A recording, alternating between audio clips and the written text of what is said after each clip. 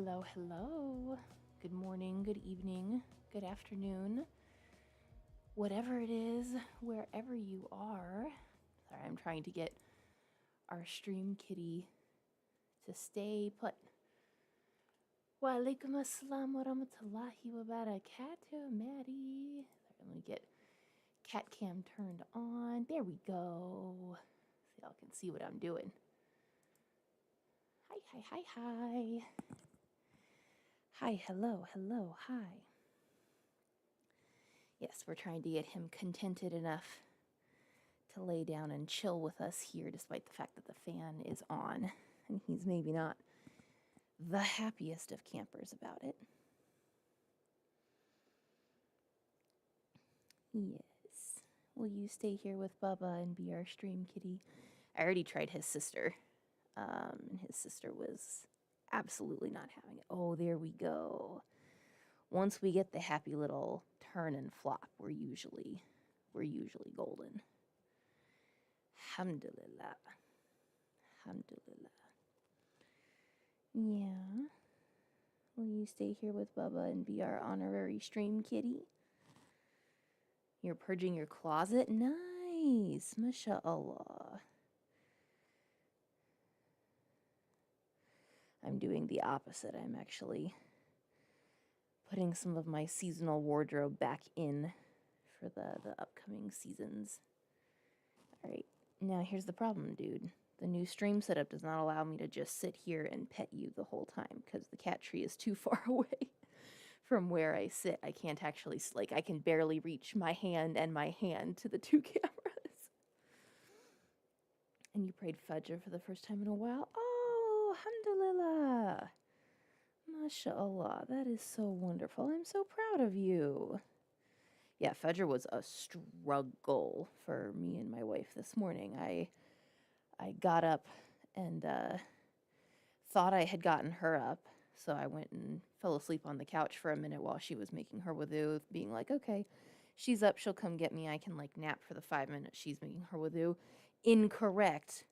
Girl fell back asleep, and alhamdulillah, she somehow woke up, I guess, to the late changing or something, and she came and woke me up 10 minutes before shuruk, and we managed to get it in. But I was like, all right, next time I'm setting a little alarm so that if Honey doesn't come get me in 5 minutes, I'll know.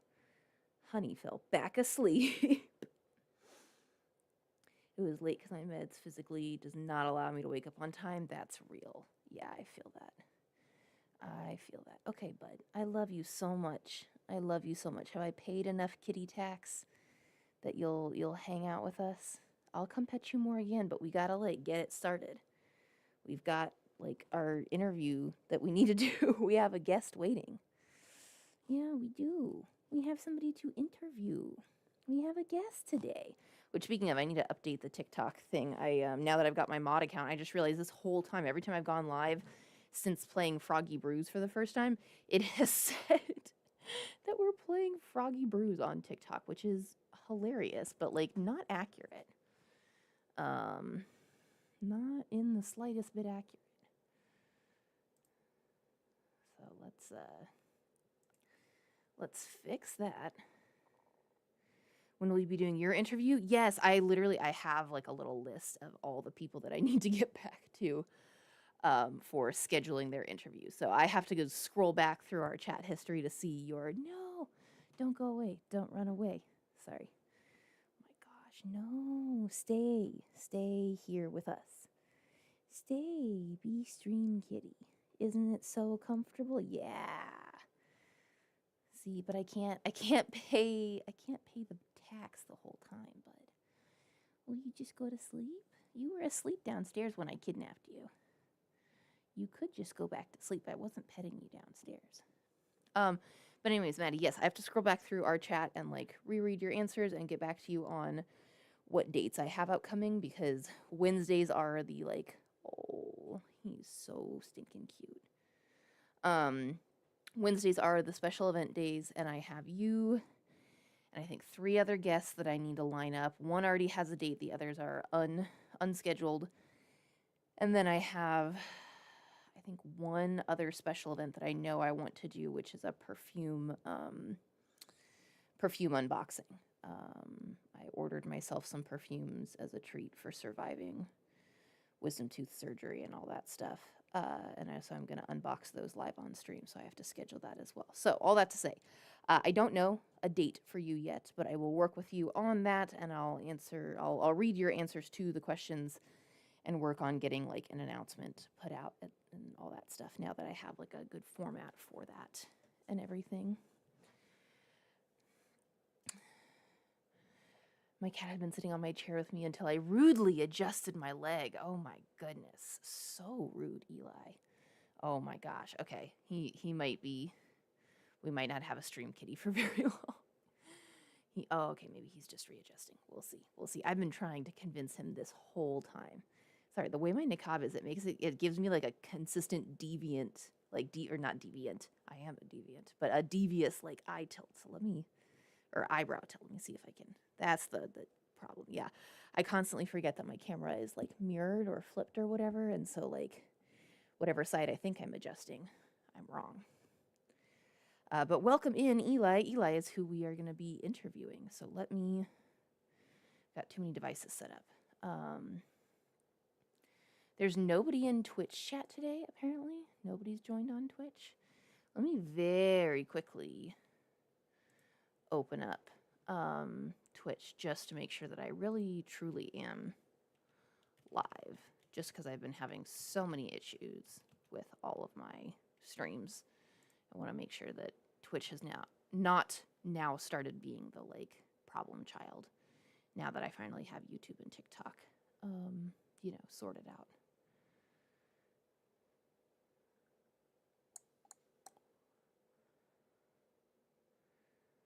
Hello.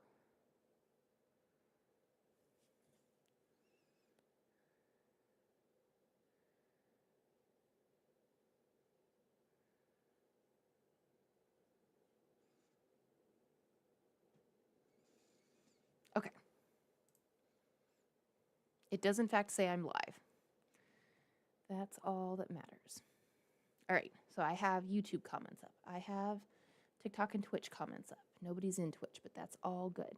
We have our kitty here. We have number 2. He seems to be chilling, even though he's Torquean, as one of my kids says. He calls it the Torquey when they curl all up like that, like a Thanksgiving turkey. Oh, I'm sorry, but I didn't mean to make fun of your Torquey. It's all good. So let me go ahead and bring up Eli, and we will get started. Because, yes, today is another Guest Wednesday, and we have Eli as our guest. So let me remember how to do this. It's been a while since we did a Guest Wednesday.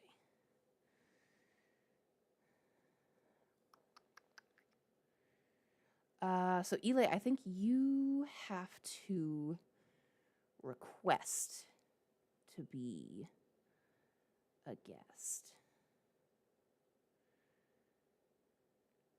Yeah, report, mute, block. I don't want to do either. I don't want to do any of those things to you. But I think you have to request. Great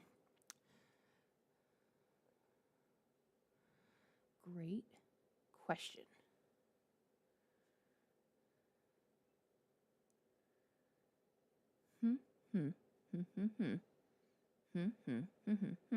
Let's see. Moderator settings. Sorry, I had to create myself a separate mod account because the way I'm doing streaming now, I, as my own account, can't access things during the live. Nobody can request because of my settings? Oh, no. I was just about to say, because I didn't see a button for even, like, my mod account to request. Maddie, oh, no. Oh, are we about to ruin everything? Because of my settings. Is the fact that I'm multi-streaming gonna ruin everything? Oh no. Oh no, oh no, oh no. Okay, we're gonna try and figure this out live on stream because this was not a problem I anticipated. I was all proud of myself. I was like, you can turn guest request on and off in live settings. Okay. All right, so I'm going to close the mod account. I'm going to switch to my regular account. I thought I had guests.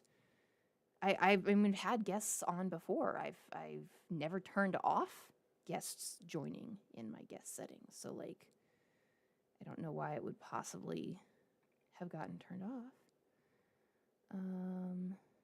Okay. We're going to switch account back to my regular one.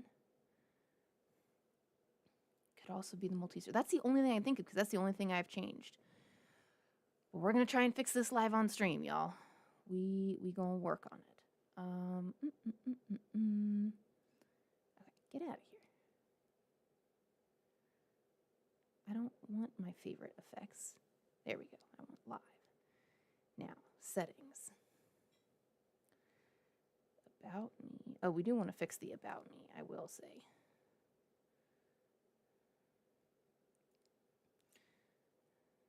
Say shenanigans. Get to today. Okay, all right, so we have fixed the about me. Figure I might as well do that while I'm here. And let's see. Moderators. Live setup for client acquisition? No, that's not it.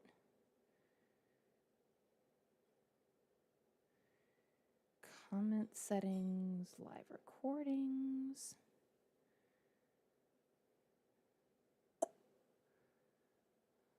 If you want to mod me, I can see if I can fix it. Sure. Yeah, I didn't see any options because I created a mod account for me. But 2 are better than 1 heads doing this right now. So let me, I'll add you as a mod real quick. And we'll see if we can get this working. Hey. No, sir. You can stay, but you cannot scratch at the window. Don't do it. Don't do it, bud. Sorry, cat's being naughty.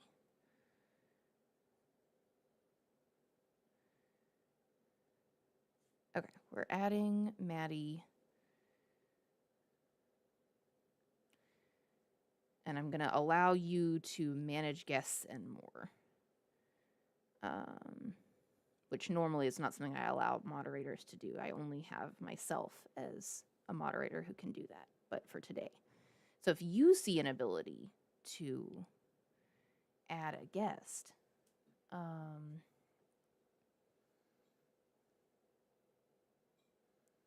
also, wa alaikum assalam wa rahmatullahi wa barakatuh, Saeed. Guest requests on and off in live settings. Yeah, but I don't even see about me. Oh, here we go. Boxes. Full screen, fluid panel, fixed grid. I do not want to auto accept requests. That's for sure that I don't.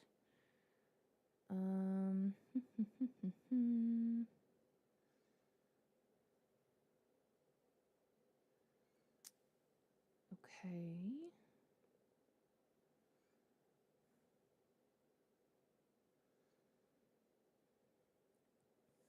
Group chats? No, we don't want group chats.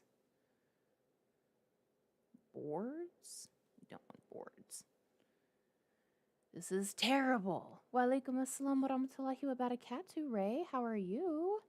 Sorry about this, y'all. I was so proud of myself. I'm like, I've fixed all the problems. We're going to have a nice, smooth, easy stream to bring Eli up for this interview. And instead, once again, what do we have? Problems. So I'm so sorry, Eli. You're like the guinea pig for Guest Wednesdays since I changed my whole stream setup. And we're working. Oh, practice mode? Oh, now there's practice mode. There didn't used to be practice mode. Okay, moderators, video quality, optimize for stability. Audience controls, live gifts, Guardian gift gallery. briefly worked in tech, so I know better than to ever assume things will go smoothly. Listen, I didn't assume, I guess, but I was hopeful. A boy can hope.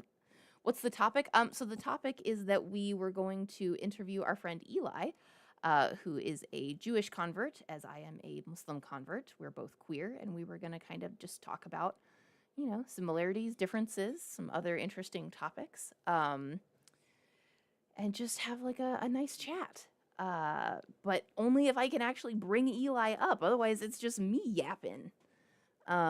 Which, is cool. That's what we do here most of the time. But I thought it'd be fun to have Eli yap with me. Yeah, there doesn't seem to be anything in my settings that turns off allowing guests. I can turn on auto. Oh, wait. I can invite guests. Oh. I'm inviting you as a guest, Eli. Haha. Yes, it's basically an interview. That is what it is. You can't find anything either. Okay. I have invited you as a guest. And what I'm going to do is I'm going to turn off the TikTok live. And I'm going to turn it back on. We're going to keep the YouTube and Twitch ones on just like for funsies. Hello, Sage. Hello. A dialogue between queer followers of Abrahamic faiths. I figured you would be interested, Sage. Yes. All right. So for TikTok folks, y'all are getting turned off and turned back on real quick so that it will send the invite to Eli to be a guest on the live stream. So hopefully, inshallah, this will work. We'll try it. All right. Bismillahirrahmanirrahim.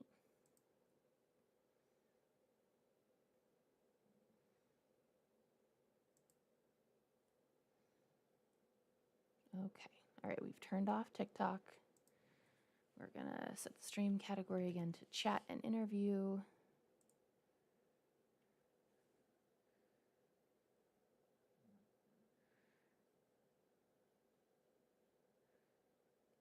Stop trying to access my Facebook that I don't have. I don't have a Facebook. But even if I did, I wouldn't give it to TikTok. Okay, we'll go back to my mod account.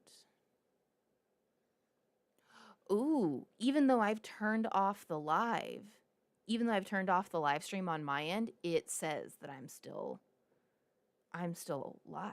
That's really interesting. Okay, so actually, hold on. I've turned off the live stream on TikTok, but I'm still live. Ooh, that's really icky. I don't like that. So actually, I'm going to have to turn the whole stream off. I'm going to have to turn off all 3 streams in order to turn them off. That's gross. That's really, really poor UI to have a toggle button where it looks like you're turning off one of your streams and actually you're not.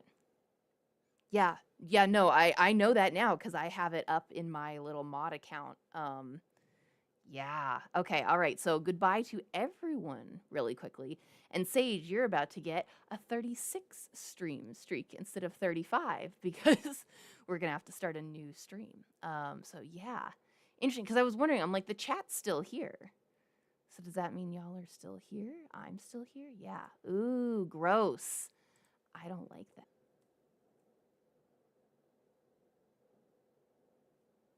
Okay. All right.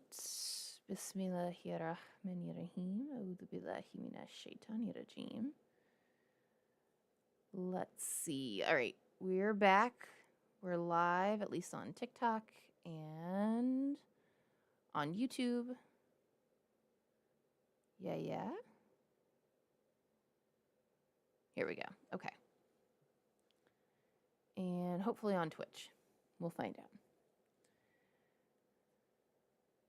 And we have the new thingy thing. Okay.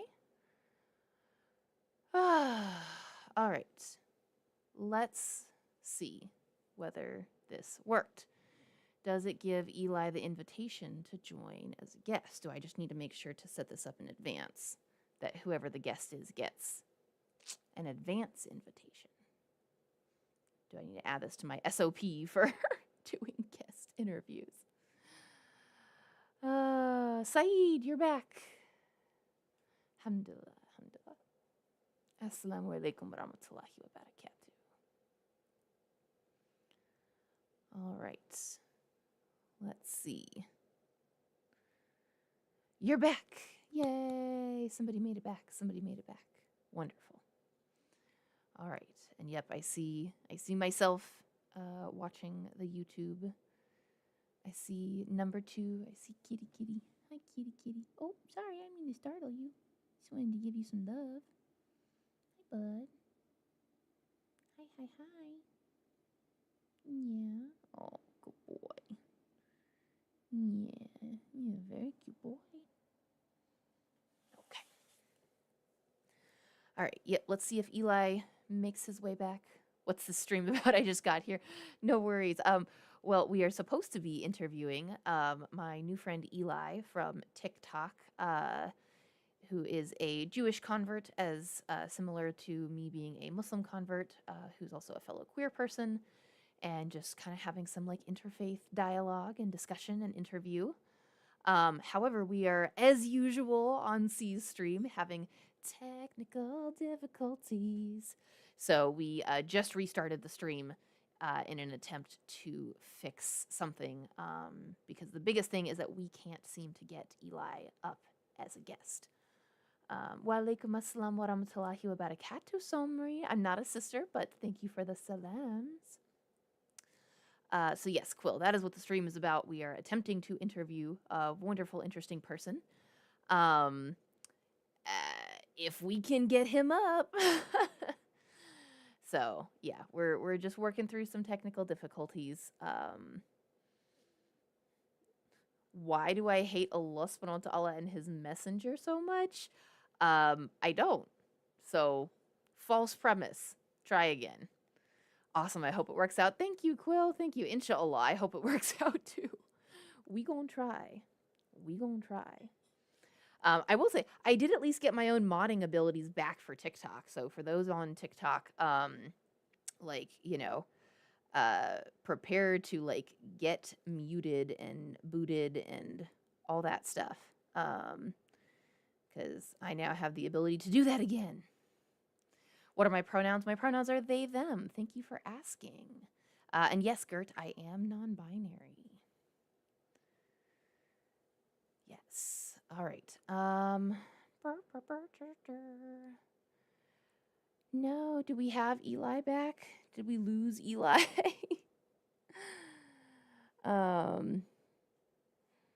Yeah, I appreciate it, Saeed. I appreciate it. Yeah. For folks who are rude, they just get muted, If they decide to stay and learn something and be on better behavior for the next stream, then they can absolutely join next time. But we have had to move from a like 2 strike to more of a like 1 strike policy because folks are just they're being increased levels of rude, and it's making it hard for other folks to enjoy the chat. Wa alaikum assalam wa rahmatullahi wa barakatuh. How did I choose to wear hijab when you're non-binary? Could you choose also not to wear it? Yeah, I mean, I believe that anybody, whether they're male, female, woman, man, non-binary, whatever, can choose to wear, like the head or face veil, hijab, niqab. Men also have their forms of hijab that they're commanded to wear. Like we all have aura to cover. So yeah, you're going to join on TikTok. You'll be back. No worries. Yeah. See you over there.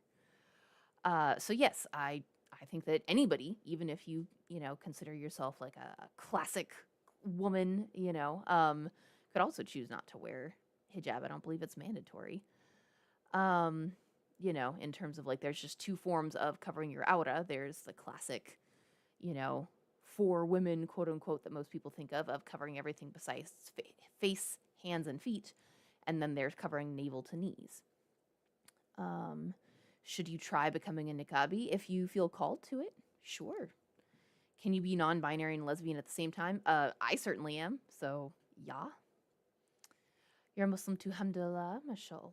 But I meant because it's not necessary for you. I mean, again, I don't think it's necessary for women either. But yeah, I could choose not to, but I am choosing to wear it. What's in your heart is more important than what you wear. Exactly. Exactly, Saeed. Exactly. Alhamdulillah. Alhamdulillah. Hopefully, let me check my email really quickly and make sure I didn't get anything from Eli. Hopefully, we didn't lose Eli. Because we can also just keep having a regular chat and talk. I also keep forgetting I need to get myself a booster seat, y'all. Which is so embarrassing to have to say, but like genuinely, because I need to be about this high on the screen, and I am naturally about this tall, which is terrible, but it is what it is. Where do I live? Yeah, I live in the United States of America. I currently live on the East Coast, but I'm originally from Texas. You're from Iran. Yeah, I did make that assumption from your username and uh, profile picture. But I appreciate the confirmation. Greetings from Germany. Nice, mashallah. Okay, nothing from Eli, so hopefully, inshallah, everything's okay. Greetings from Kansas. Yeah, that's right. Quill's from Kansas. I will say, I say I'm from Texas because that's where like my heart is. But I also did grow up half in Kansas, half Texas. Yeah, I really should figure out like a booster seat of some sort. I might. Let me see if I can switch back to the kneeling chair that I have. I got a kneeling desk chair, and then I realized that like, hey, I've had an ACL repair. That's not a good chair for me long term. So I had to just switch back to like a kitchen chair, which is why I can't just everyone's like, oh, you're like just, you can just raise a desk chair up. And I'm like, psst, it's not a desk chair. I gave my desk chair to my wife when I got this like fancy kneeling chair for free off of like Trash Nothing. But then realized that like a man with a knee replacement maybe shouldn't be using this long term. But yeah, see, that's much better framing. So I'll use it for today. Ooh, I'll shake the table too, just for good measure, But yeah, long term, I need to just get a different chair. I'll have to check Trash Nothing and see if anyone's giving away any other desk chairs. You love the plants so much. Thank you. They're some of my babies. I love them. I'm so glad I get to show them off to y'all now. They were sitting right next to me the entire time that I've been streaming for months and months. They just weren't in camera view for y'all to see. Let me see. You didn't realize you had to reload things to see you. Okay, I'm like, we lost Eli. Yes. So are you able to accept the guest invitation? Did it show up for you? You want to go to Texas so bad because of the Western vibe? That is so funny.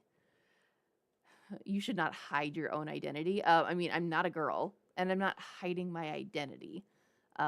This is religious garb. I'm wearing it for Allah subhanahu wa ta'ala, not to hide my identity. So why don't you check your assumptions before you come in here? Yeah, wild. So yeah, Eli, are you able to? You're not seeing an invite? Oh, nuts. Nuts. I love the stream for your cat. Thank you. I worked very hard to try and make this to where, I was streaming multi-streaming from one camera so I could dedicate another camera to the cat. And then it ruined everything, like my ability to have guests. Some niqabis are men, some are women, some are non-binary. Prescriptivism with religious dress need not apply. Thank you. Exactly, Sage. Goodbye, Somri. Goodbye. In Persian, we don't have these gender nouns like he or she. Oh, that's very cool. Yeah, I know a lot of languages don't. I don't necessarily know what specific languages don't, but I am aware enough of languages that not all of them have, gendered pronouns. So that is cool to know that Persian is one of those. Nice. Dang it, you're not seeing an invite. Okay.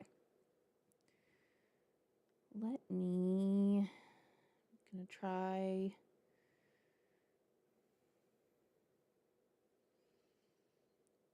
I can report, mute, or block you. I don't want to do any of those things. I can @ you. I can follow you. I don't want to do either of those things.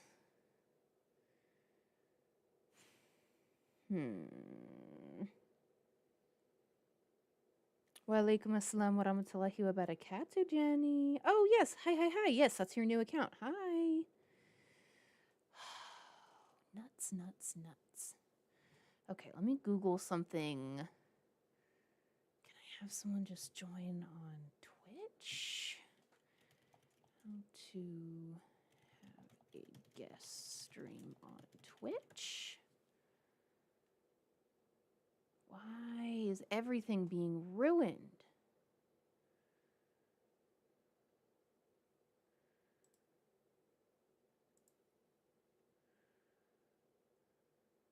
No, I don't want to use your beta guest star. Don't give me... I ask myself that every time I use my body. Oh my gosh. Yeah, real. Okay, let's see. You'll need broadcasting software. Okay. Great. Okay. Stream together.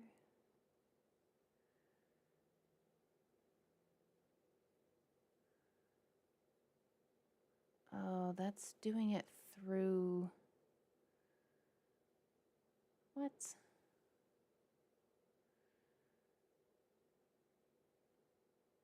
Okay. Eli, do you have... Oh, yeah, sorry. Yes, I meant to mute that person because they were being very rude and I got distracted by something. So thank you for reminding me.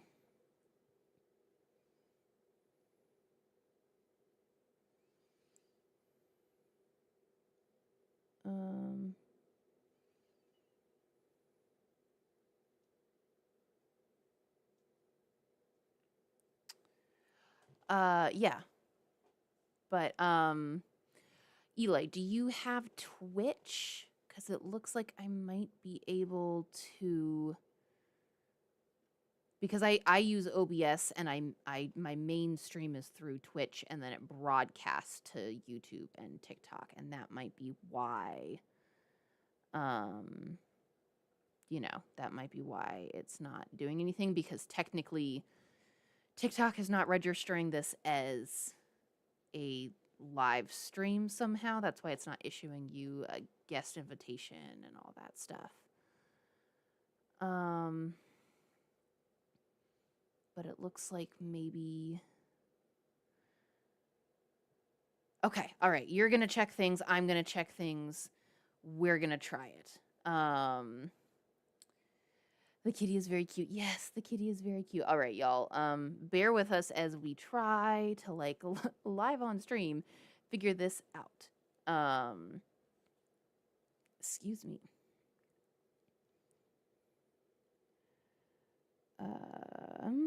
We'll just continue to also mute the rude people.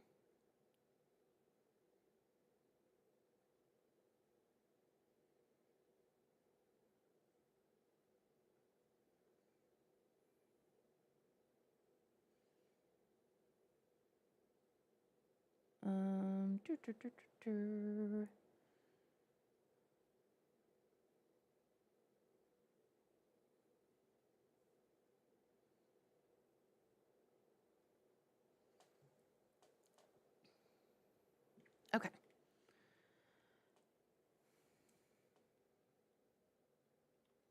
All right. So we're going to pull up Twitch. We're going to see if we can get Eli through Twitch instead of TikTok, because TikTok hates us. Okay.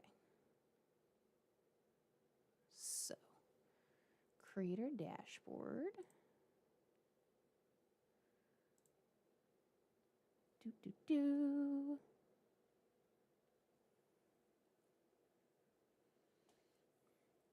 All right, and y'all be kind to each other as well, please. Don't have infighting amongst people who are all supporters of each other.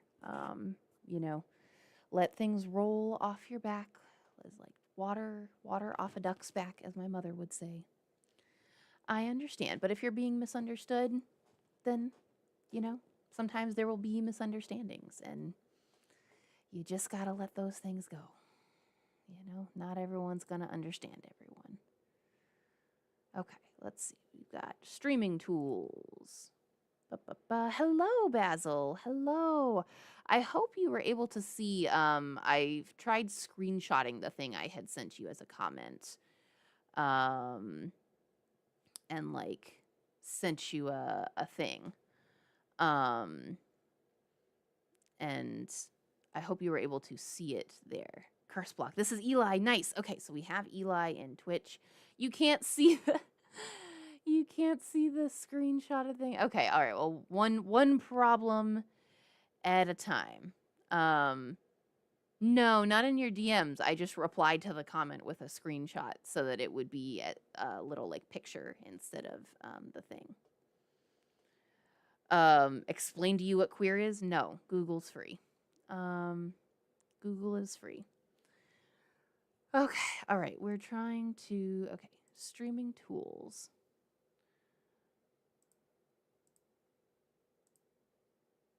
There we go. I was going to say, I wish it would give me the words instead of just the symbols. There we go. Okay. Yeah, we're using OBS. Ah, here we go. Stream together tab in your creator dashboard. Okay. Stream together. Here we go. Okay. So what are we going to do right now? We are trying to have an interview with our friend Eli. However, normally in the past, I have done that through TikTok's guest feature and just boop, brought somebody up as a guest. But I changed to be able to multi-stream. I changed my setup to be able to multi-stream on Twitch, TikTok, and YouTube simultaneously. And that broke my ability to use TikTok's guest feature. So we are trying to get Eli in through Twitch instead. So shalom, salam, hello, Mateo. You will probably be super interested in this stream. We are having a Jewish convert guest to interview if I can ever get him up. Hello, hello, wa alaikum assalam wa rahmatullahi wa barakatuh, Mitzi. Stream is going interestingly. Things are broken. Wa alaikum assalam wa rahmatullahi wa barakatuh, everyone. Someone named Eli. Someone named Eli. Why am I not named your sister? Because I'm not a sister. I am not a sister. I am a sibling. I am a non-binary person who does wear niqab and who is Muslim. Okay, here we go. Start streaming together. I'm going to click the button. We're clicking the button, y'all. Oh my goodness, the button has been clicked. Ooh, scary, scary, scary. What's going to happen with this button? It's loading. Okay. Okay, okay, okay.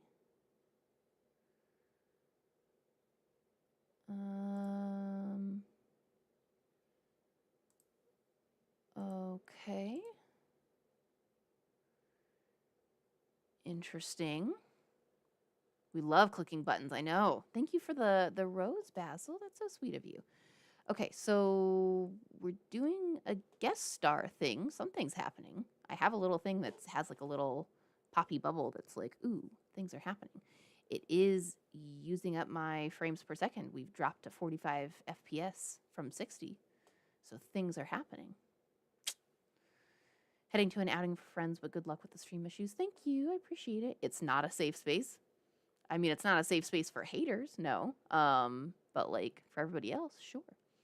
Okay, let me read the thing.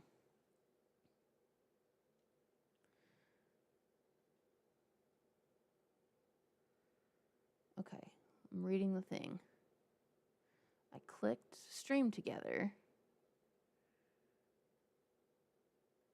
And then what? And then what? I gotta put you into it. Aha, invite guests. Here we go. Here we go. Curse block.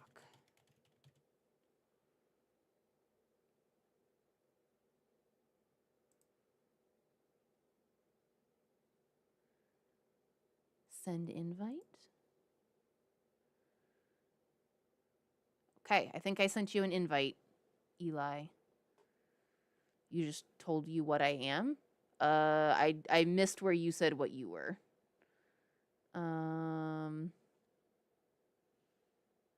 Yeah, I didn't see you say anything about what you were. I just heard you say that, like, you know, you questioning that, like, you know, you can't be non-binary Niqabi. So, you know.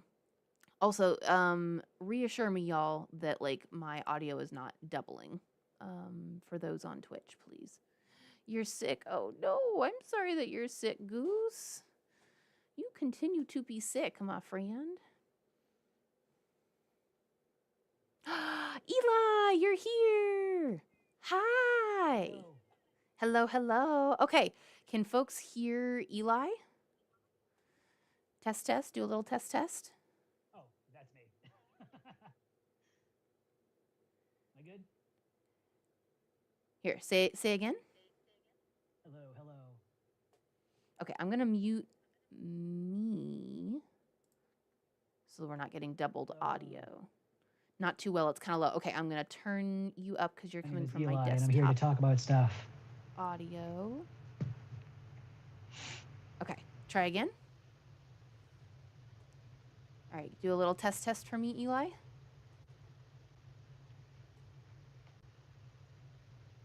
Can you say something for me, Eli?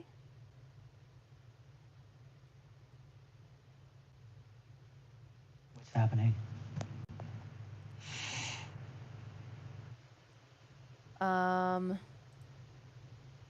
Okay, so real quick, Eli, in order to not have doubled audio, or actually, wait, hold on. Now you're like underwater. Now I'm like underwater. Oh no. So I think what might be best is I'm going to have to mute myself because we're getting feedback from the call.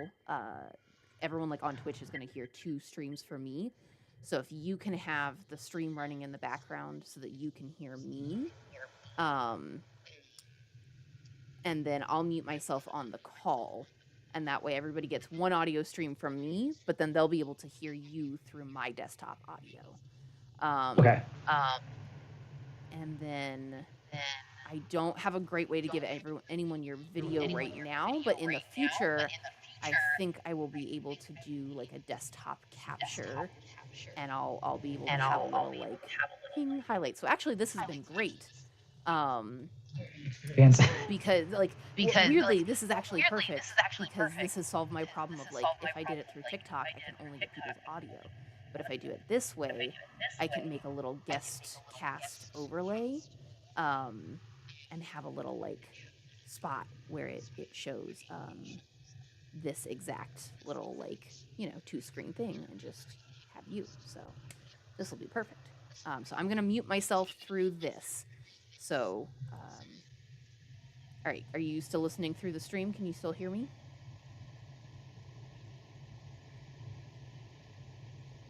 Now I feel so alone. Oh no. Can you hear me through the stream? I don't have your video or your I don't really know what's happening right now.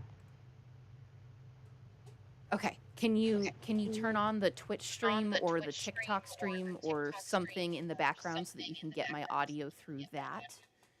Oh, okay, good idea. Let me. Yes. I've never Sorry, done... that's what I was trying to say earlier because that way folks aren't getting a doubled audio stream from me.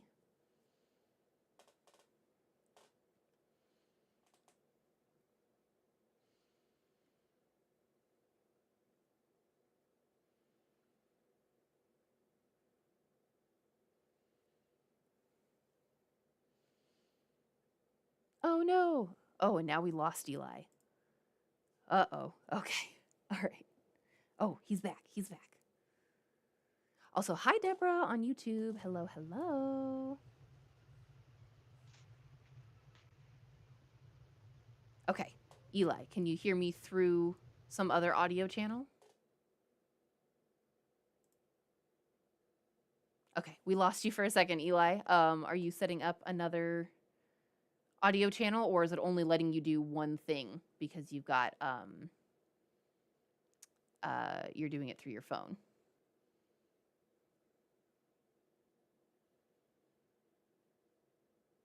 I'm gonna take a wild guess. That's what I was trying. Sorry, one second.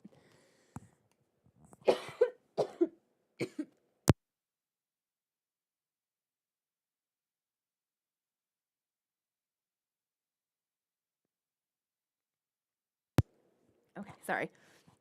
I remember that I could mute my microphone. Okay, one sec.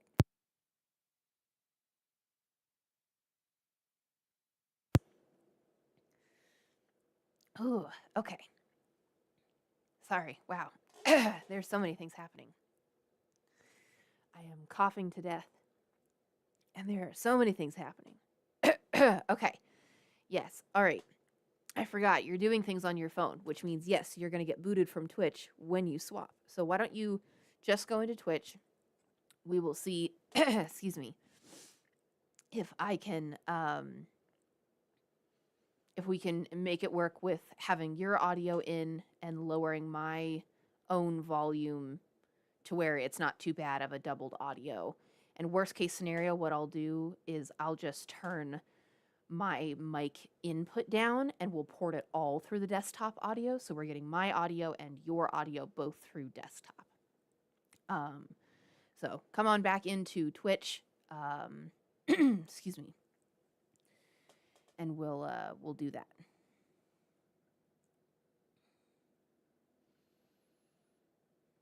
Yes. Yeah. Sorry. Thank you everyone for bearing with all of these technical difficulties. I'm so sorry. Okay. So we're going to try something real quick.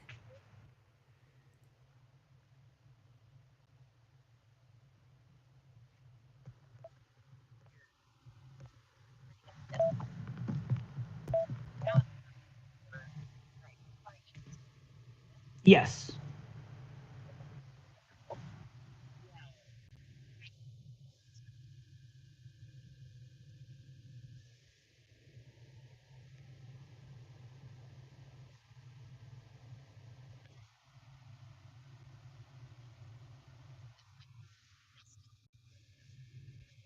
Now they should.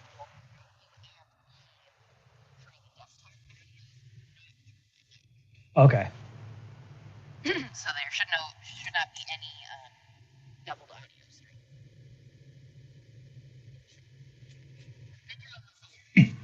One thing at a time. Maybe next week. I'll have the videos as well. How do I, what's the... There we go. Feel free to have video on or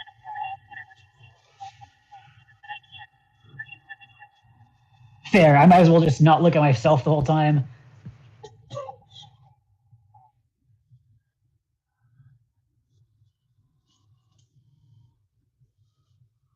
Yep, I'm just staring at two squares that are on top of each other, and that's it.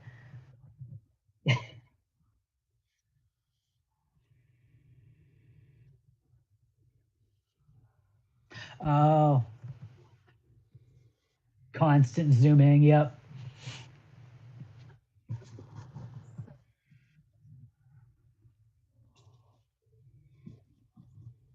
Okay.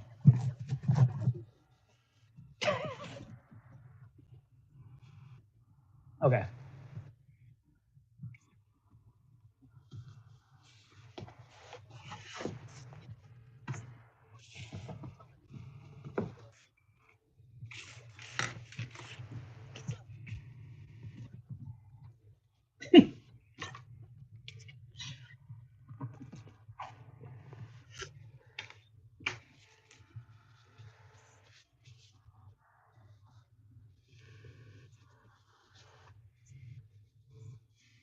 I can give a brief intro based on what I know, and then feel free to jump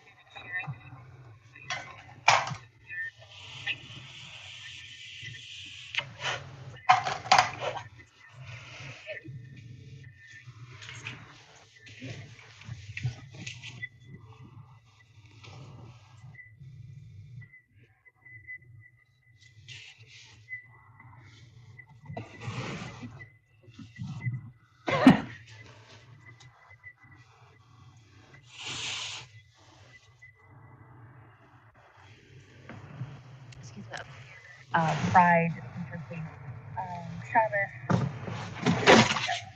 about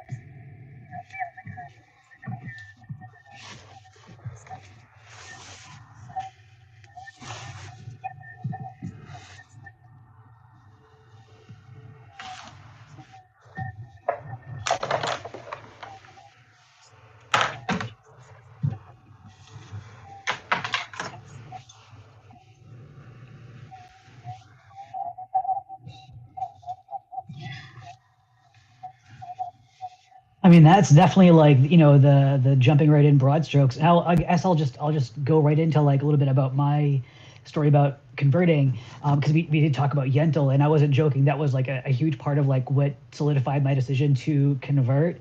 Because if anybody has seen it, there's a scene in it where Yentl and Avigdor who is Mandy Patinkin, they're going into what's called a yeshiva, which is like a study hall for people that are, religious studies basically. And so like, we open the doors and we see these people sitting on tables across from each other, so engaged and so passionately discussing texts and arguing with each other. And like, as somebody for whom arguing and debate is like, that really like satisfies my soul, because for me that's like a really great way to demonstrate your competency, your logical skills, your ability to communicate. And so like when I see that kind of stuff happening effectively, I just immediately kind of am drawn towards it, because like I want to know more about how that works.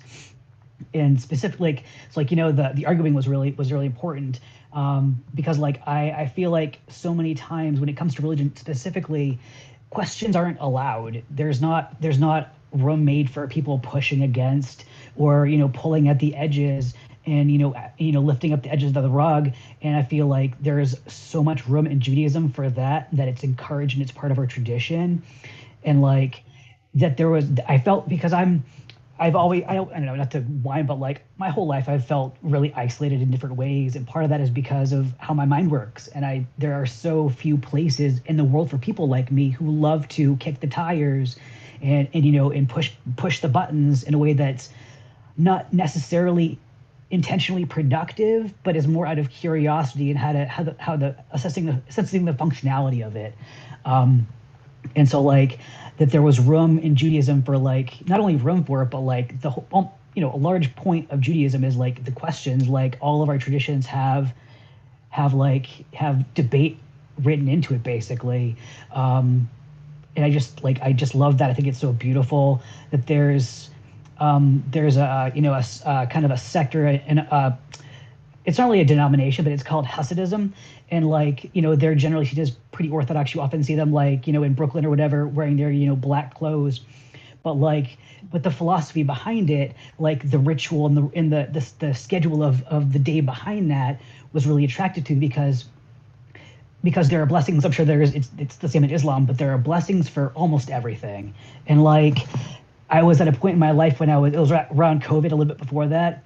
I was in a bad relationship, a bad living situation. And like, as an optimist, I have always found it important to root myself in gratitude when I'm feeling like my life sucks, because like that keeps me from like slipping down the hill, and it helps me like, to reestablish my footing. And so I learned that like, not only is there a blessing for almost everything, but that in specific Jewish observant traditions, the like, throughout an average day, it might be possible to say upwards of 100 blessings, which averages to one every 7 minutes or so. And I was like, that is what I'm into. Like, because it's not necessarily about saying like, like I've got it so good. It's about saying like, this is not mine that I'm receiving.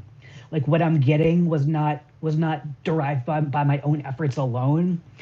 And it didn't happen to me out of nowhere either. If it feels like it's not a good thing, like, that we take time so often throughout the day to appreciate what is around us and the interconnectedness of our lives, specifically as it relates to a higher power.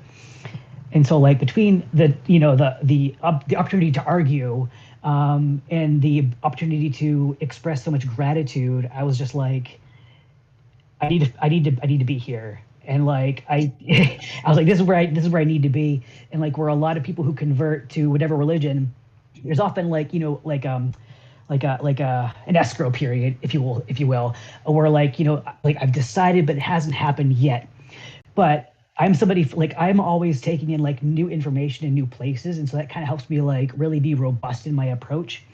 And I can't remember, it was one of the podcasts that I've been listening to, where it was specifically like a caller had called in asking questions about like, well, when as a convert is it okay for me to celebrate Shabbat and these things. And the person who was the host basically made reference to this idea that as soon as you are ready to accept the yoke of heaven and all the work that it obligates you to, you're good to join whenever. Like as long as you are willing to say this is all mine to the extent that I'm able to take it on, you're good to go. And like that made it for me, that for me was all I needed to know, that like as far as I was concerned, I could argue my way into saying that I was already a legitimate convert in any context. And being able to argue it in Judaism is, I would say, at least 75% of it. If you can make a if you can make a good argument, it's almost irrelevant if you're right or not, because in a healthy tradition, your perspective will be archived, if for nothing else, but to have a record of this dissenting perspective. Yeah.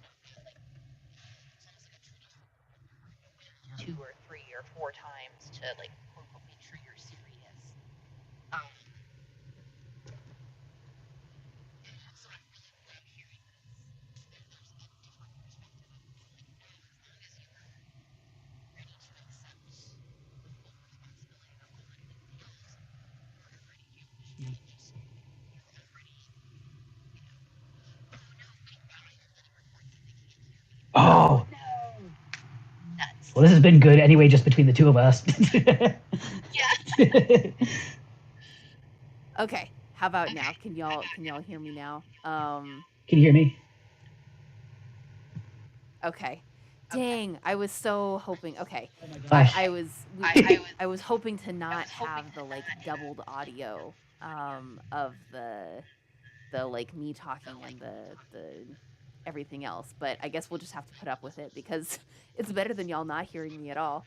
It's the one drawback, I guess, to being a Nikavi streamer is that I don't have the backup of y'all being like, I can see your lips moving, but I can't hear you.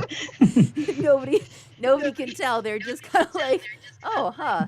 Maybe they're hopping and bopping a little bit more, and maybe it seems like they become animated. Are you talking under there? Anyways, yes, I was talking for a minute. But it's all good. It was mostly Eli. You can see when you're talking with your hands. That is real. I do talk with my hands quite a bit. But yes, anyways, I'm really glad to hear that there is an alternate perspective, because mostly what I've heard from my convert Jewish friends has been that like they that they've experienced so much difficulty that some of them have even said like, I consider myself Jewish. I don't care if I ever finish the formal conversion process. I don't care if I ever go to the what do they call whatever. it? The ritual bath. Yeah, the mikvah. The mikvah, that's what it. I'm like, Yep. it's not the yeshiva. The yeshiva is the school. Like the mikvah. Like, I don't care if I ever go to the mikvah. I don't care if I ever get like the formal whatever. I know I'm Jewish because I've been Jewish for Yep. like 8 years at this point or something. Yeah. So it's kind of cool to hear that it's more like, no, as long as I can argue it well enough that I am Jewish, that I am. Because you think in Islam it would be similar to that because there's so many scholars and so many dissenting opinions, but there's a little bit more of a, despite the fact that there is no formal process, there's no single, there's no single formal process to becoming a scholar or an imam or a mufti or anything else like that. there is always, because I think partially because there is no single formal process, there's always this like moving target of like if somebody doesn't like the opinions you're espousing, then they can always claim that you're not learned enough to be espousing any opinions. You know what I mean? Well, actually, that's actually like a great, like, I didn't want to get into it before, but because I didn't want to make Sure. assumptions, but like Oh it's yeah. entirely possible that your friends that have been turned away are being turned away for perceived, because it's, I mean, it's a gatekeeping issue ultimately, Yeah. and because the the hierarchy keeps people in a certain line, and because if you have to go through a rabbi, through a congregation in this country, there is like a 90% chance that any rabbi that you talk to that's going to be doing conversion stuff is Zionist. And if you're not Zionist, they're either going to pick up on you being against the occupation and disregarding you totally, or they'll pick up on you kind of mincing your words, or like maybe like they'll pick up on whatever it is that you're hiding in your heart then because you disagree with them. And that's part of why, like, I was just like, what I'm not doing is putting my faith outcome in the hands of somebody whose respect would be diminished, whose respect of me would be diminished purely because of what I believe, despite the fact that what I believe is rooted fundamentally in our text that we claim is so holy. Yeah. Like, yeah. and Sorry, this is go ahead. actually like a great, like, this is actually, so I want, like, this is something that I really want to do. Like, what really clinched my conversion for me was learning what the word Israel meant. Oh, okay. The word What's that? Israel means one who struggles with God. Oh, I've heard this. I Right? didn't know it was Israel, but I have heard that like it's a big Yep. thing in Judaism to like struggle or wrestle with God. With God. And so like, and God in Torah, God calls us, the nation of Israel, etc. So like, we, as God's chosen, this is the language of the Bible, as God's chosen people, we are identified specifically by our readiness and our willingness to challenge and oppose God. Okay. So if that is how God feels about us, how dare some turd rabbi say, you don't think that we should have Israel for the Jews? Get out of here. It's like, no, sir, actually, like, our ability to dissent is written into our text. And it's actually our obligation to have these conversations. Because, so like, to kind of do that little segue that I was like, so Yeah. the occupation of Palestine is directly against Torah law. Because, first of all, there's do not kill. That's just right off the bat. Yeah. And that's the obvious that's in one. like all the Abrahamic religions and like Yes, most religions I know of is like that's a pretty basic like thou shalt not kill, do not kill, it's bad to murder, like however you want to phrase it, that's like a pretty standard most humans know, like even caveman times, like hey, grug, no smash, head with rock, like Yes. most of us can agree like fundamentally, hey, maybe don't do that. Don't murder, don't covet, don't lie. But the main thing, and I'm not sure you have this in Islam too, but it's like in our 10 commandments, one of them is do not take the Lord's name in vain. Now, my whole life until a couple of years ago, I thought that meant don't say, Jesus Christ or God damn it. Cuss. No. Yeah. Yeah, no, but not at all. What that actually means is do not claim that what you're doing or saying is what God said to be done.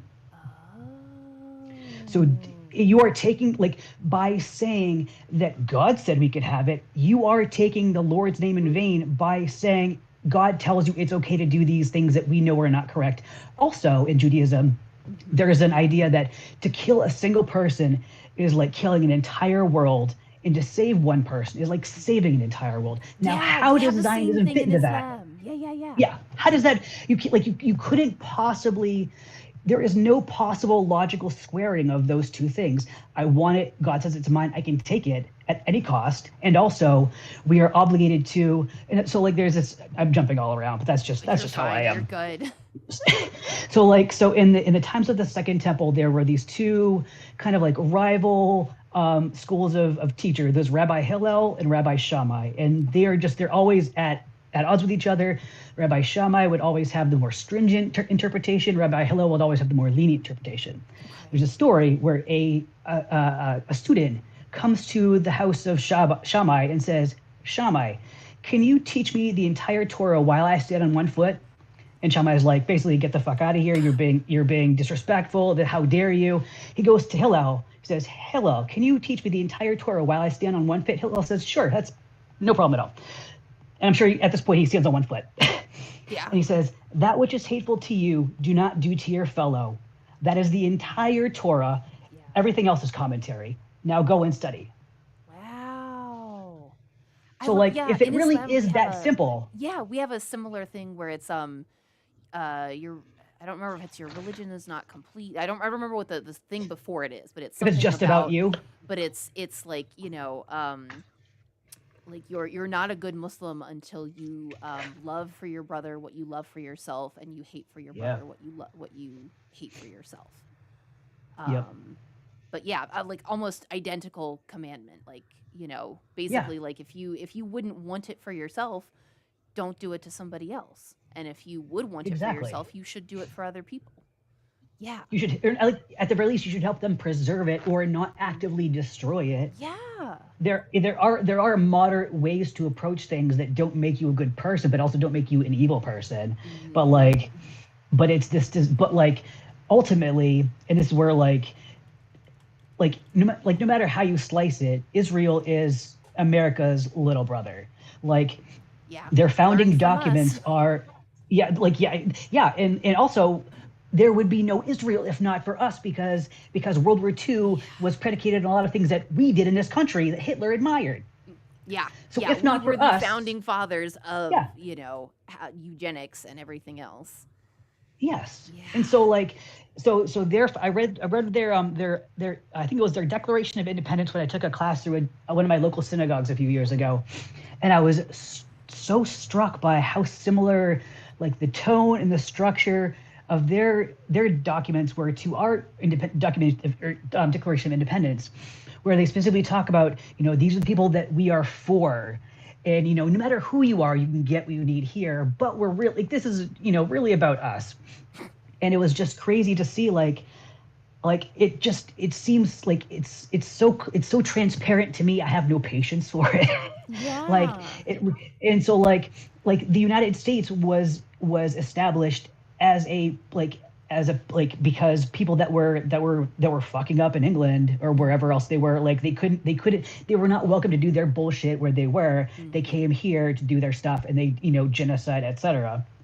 And so like, and now we're supporting them in every way, basically. Yeah. But like, it's just so clear to me that it's because, so like, I mean, this is not a Christian nation. First of all, that's where it starts. Yeah. Because our values are not Christian values if we have all the laws that we have, if we have the murder with impunity that we have. And likewise, Israel is not a Jewish nation with a British legal system. Yeah. Like, so I mean, so it's Sharia law that's like that's law in Islam, right? Like, you guys have your own Well, set yeah, of and stuff. don't even get me started on Sharia law, because Sharia Oh, law, dude. means law. It's like ATM machine. Yeah, yeah, Like it's yeah, Arabic for law. So like yeah, you yeah. know. So yeah, And also, Sharia law was never meant to be an actual system of law implemented like a country's laws. oh really? No, it was never meant to be that way. It was Sharia essentially is a collection of rulings that were issued in the Quran and via like the Prophet Sallallahu Alaihi Wasallam's examples in stories called hadith, that are like the stories basically people have collected about his life and the way he lived and his example. And Sharia law is like, similarly to how in Judaism you guys have like a bajillion books and commentary, and like, there's like some main books, but then like there's just a million books from what I understand. In Islam, we have the Quran and we have hadith, which are like main books. But then like Sharia law is just like a bunch of stuff. It's just a bunch of stuff. It's a bunch of scholars, it's a bunch of jurists, it's a bunch of people making rulings based on what they perceive to be in the Quran, in the hadith. That's And you. kind So of it's making basically like that's basically have your own Talmud. Maybe I don't know what the Talmud is, so I can't. Oh, I'll let you finish. But yeah, it seems like it's just like it seems like it's so similar, which I really find fascinating. Yeah, continue, please. So Sharia essentially is like ever changing, because people are always coming up with like new rulings, issuing new like what are called fatwas, which is a ruling issued by somebody who's purported to be like knowledgeable enough to do that. They're always changing because also like like say like smartphones and cars didn't exist at the time of the Prophet Sallallahu Alaihi Wasallam, so there wouldn't have been rulings on things like that back then. We have to create new ones. And it was never intended to be like a cohesive system of ruling for a country. Um, because you also have to think about the fact that like no country is ever going to be 100% Muslims. And you Exactly. cannot expect a country to live under 100% Muslim laws when they are not Muslim. It's why we have things like the jizya is the tax that non-Muslims would pay, because it's essentially setting up a system of, hey, if we do have a country that is ruled by like the majority Muslims, you have to have a sort of system that is a Muslim backed way of saying you like even non-Muslims do have to contribute to social systems. Like it's essentially like income tax and stuff. It was like the first Yeah. version of income tax, because Muslims inherently are going to pay our oh, this is terrible. Oh, they're going to get me for forgetting what the yearly thing that we pay every year is. It's like 2.5% of your income. Oh, y'all got to help me in the chat. Zakat, thank you. Sorry, I'm on a medication. So like I was about to like it's ours is tzedakah. So we've got similar. It's basically almost the same word. Zakat. Yeah. Yeah, we pay like our zakat, but if you are, it wouldn't be fair for like Muslim to pay zakat and then it gets, distributed to all the poor, including non-Muslims, and then for non-Muslims to not have to do anything. So jizya is just them contributing to the social system of the country they live in. But it's not fair to then say that like, okay, well, you as like say for example, like the laws about infidelity. So as a Muslim, you have agreed that if you go out and commit zina, if you are unfaithful, and you have sex outside of your marriage, that you are subject to having 100 lashes. You are subject to getting whipped 100 times, because you have agreed to be a Muslim, to abide by this religion, and that we agree that that's an incredibly serious sin, because it can lead to having children out of wedlock. It can, destroy families and social systems. Like, it's a really serious thing that can break down families and societies and lead to children getting created and getting hurt and growing up without support. It's really, really serious. And so you as a Muslim have agreed to live under this system and accept these rules and consequences. However, not everybody in this society has agreed to that, because they're not all Muslim. So you can't say, oh, Sharia law, this whole country has to live under Sharia law. So if we find two people having sex in the street and they're not married, then like they're subject to getting whipped 100 times. No, because are they Muslim? Did they take their shahada and did they agree that like this is the rules and consequences that they agreed to live by? No, like that doesn't make any sense, and it was never intended to be like that. So anytime somebody tries to claim like, oh, Sharia law, like it was never intended to be any kind of like countrywide system or rule of law. It's just essentially like the code of laws and ethics that Muslims are meant to live by, like in society at large, and how to organize like inter-Muslim relations. But anybody who's ever, I mean, I say this knowing that like, yeah, there are definitely countries that are trying to implement Sharia law, but that doesn't mean that they're correct. Like I'm always having to remind people when they're like, oh, well, you can only get away with doing and saying and being who you are because you live in the West. Like, go to Afghanistan or go to, wherever and try to be that. And I'm like, do you think that just because a country claims to be a Muslim country that they have, like, that makes them correct at being Muslim? Right. Like, just because somebody, people like to come to me all the time and they're like, just because you went to a Muslim shop and put on Muslim clothes doesn't make you Muslim. Like, you could be masquerading as whatever. And I go, uh-huh.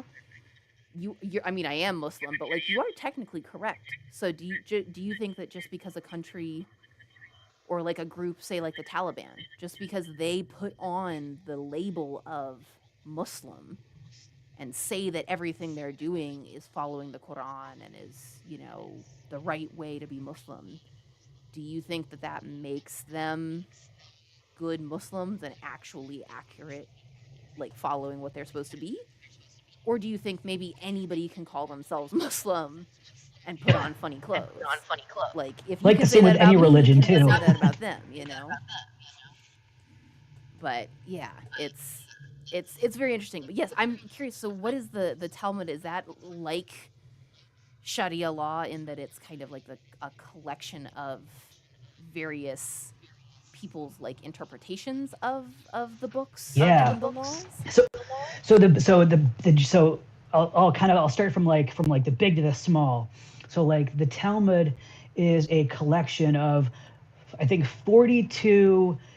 They're called in Hebrew, they're called masechet, which is, but like in English we call them tractates, which is that there are a lot of words that are created for religious things that like it's just so you don't use the Hebrew basically, but we call them tractates in English. So there's 42 tractates, and they are associated with different aspects of Jewish life. Like, Okay. the first one is about Shabbat, so it's like all things about Shabbat. Like, what can't you do? When does Shabbat start? What candles? Like everything you want to know about Shabbat was afraid to ask. Hmm. And then it also goes to like holidays, things about marriage. Or there's even a tractate about Gittin, which are like a get is like the Jewish divorce. Oh, Um, okay. so there's like it's like pretty much every part of life that you can think of, like even down to like what's appropriate to wipe your butt with, like a pottery Oh my shard, or gosh. like a piece or like a smooth rock. Were you just drinking something that I'm No, no, no. I love that it gets that detailed. it Like, gets so it gets that's not like awesome. oh my god, not even it gets that's part of why I was like I need to be here. And Yeah. like that, so like the Talmud is just it's a Talmud. If you've ever watched Seinfeld, I would say that Seinfeld is basically modern Talmud, or it's maybe even like all like it, because it's just it covers everything and it doesn't really matter in the end.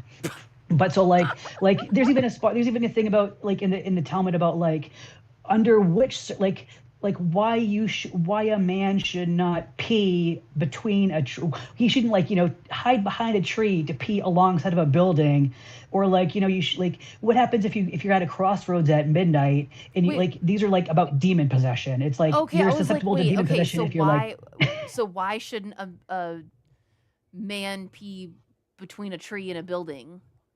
I forget, man, it's been Okay, I was like, I and also yeah, now because like of the gender thing, I'm so curious. Is it people exactly, with yeah. penises should not pee between a tree and a building, or is it anybody who feels themselves to be a man? Is it about your gender identity, or is it about your genitalia, or is it about Well, your now like ability to stand while peeing, or I like love this. I love like this. I And this is am where we would say immediately like anytime somebody claims like a man should do this or a woman should do this or should not, I immediately start wanting to poke holes in it about of like, is it, but why? Is it due to the same. gender of it? Is it due to the like biological sex of it? Is it due to the fact that like you're full of nonsense? Like, Well, this is what's the where so real like this is so reason? like so this is a great opportunity to kind of work through this. So like the Talmud is so I mean what it is all these things. And so what it consists of, what the content is, it's two parts. It's called the Mishnah and the Gemara.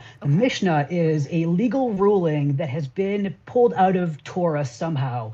Like like there's like for example, like if a thief steals your sheep and he is found, then and he still has the sheep, he has to give you the sheep back. But if he sold the sheep and you find him, he has to pay you double what that sheep was worth, because he wanted you to be out the value of that sheep, which means that he should be out the value of that sheep, which means he has to pay you double. Oh, So there's okay. things like that. And so like Okay. so this thing about don't pee between a tree and a building is like, okay, so, and in this case it was about like being susceptible to demon possession, I think. Okay.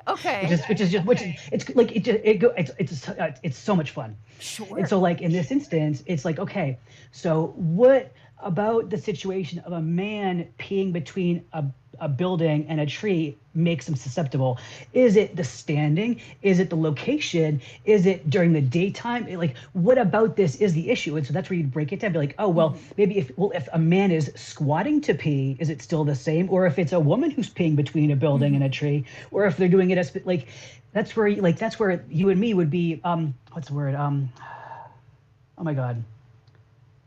There's a specific word for like study partners who like kind of like argue as a point of how you discover things. Oh, so kind of like Yentl and the other one. Exactly. So like Yeah. They were doing the thing. Havrutas.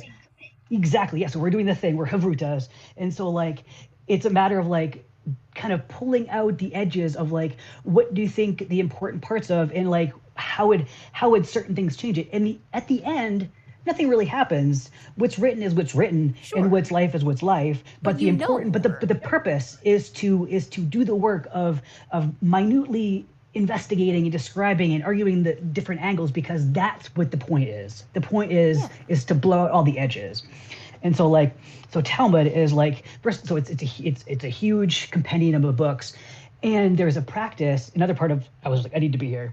There's a practice called Daf Yomi, which in Hebrew means a page a day. This process is a cycle on which we read the entire Talmud over a span of 7.5 years, reading 1 page a day. Wow. So it's the world's largest book club. It's on top of, there's a cycle of reading the whole Torah every year, which I've done 4 times at this point. And like, which I love, like, I've got something to talk about Torah in a little bit. But like, I just like that there's that. And that's part of why I compare it to Seinfeld, is you don't need to watch Seinfeld from start to finish. You can pop in and pop out. You're like, oh, who's Bob Sacamano? I don't know. I guess we'll just find out later, maybe. Like, there's nothing, there's nothing that you don't know from the episode that you need to know for the episode. And that's the same thing on every page of Talmud too. You're like, you might not know who these rabbis are, like Rabbi Hanina versus, the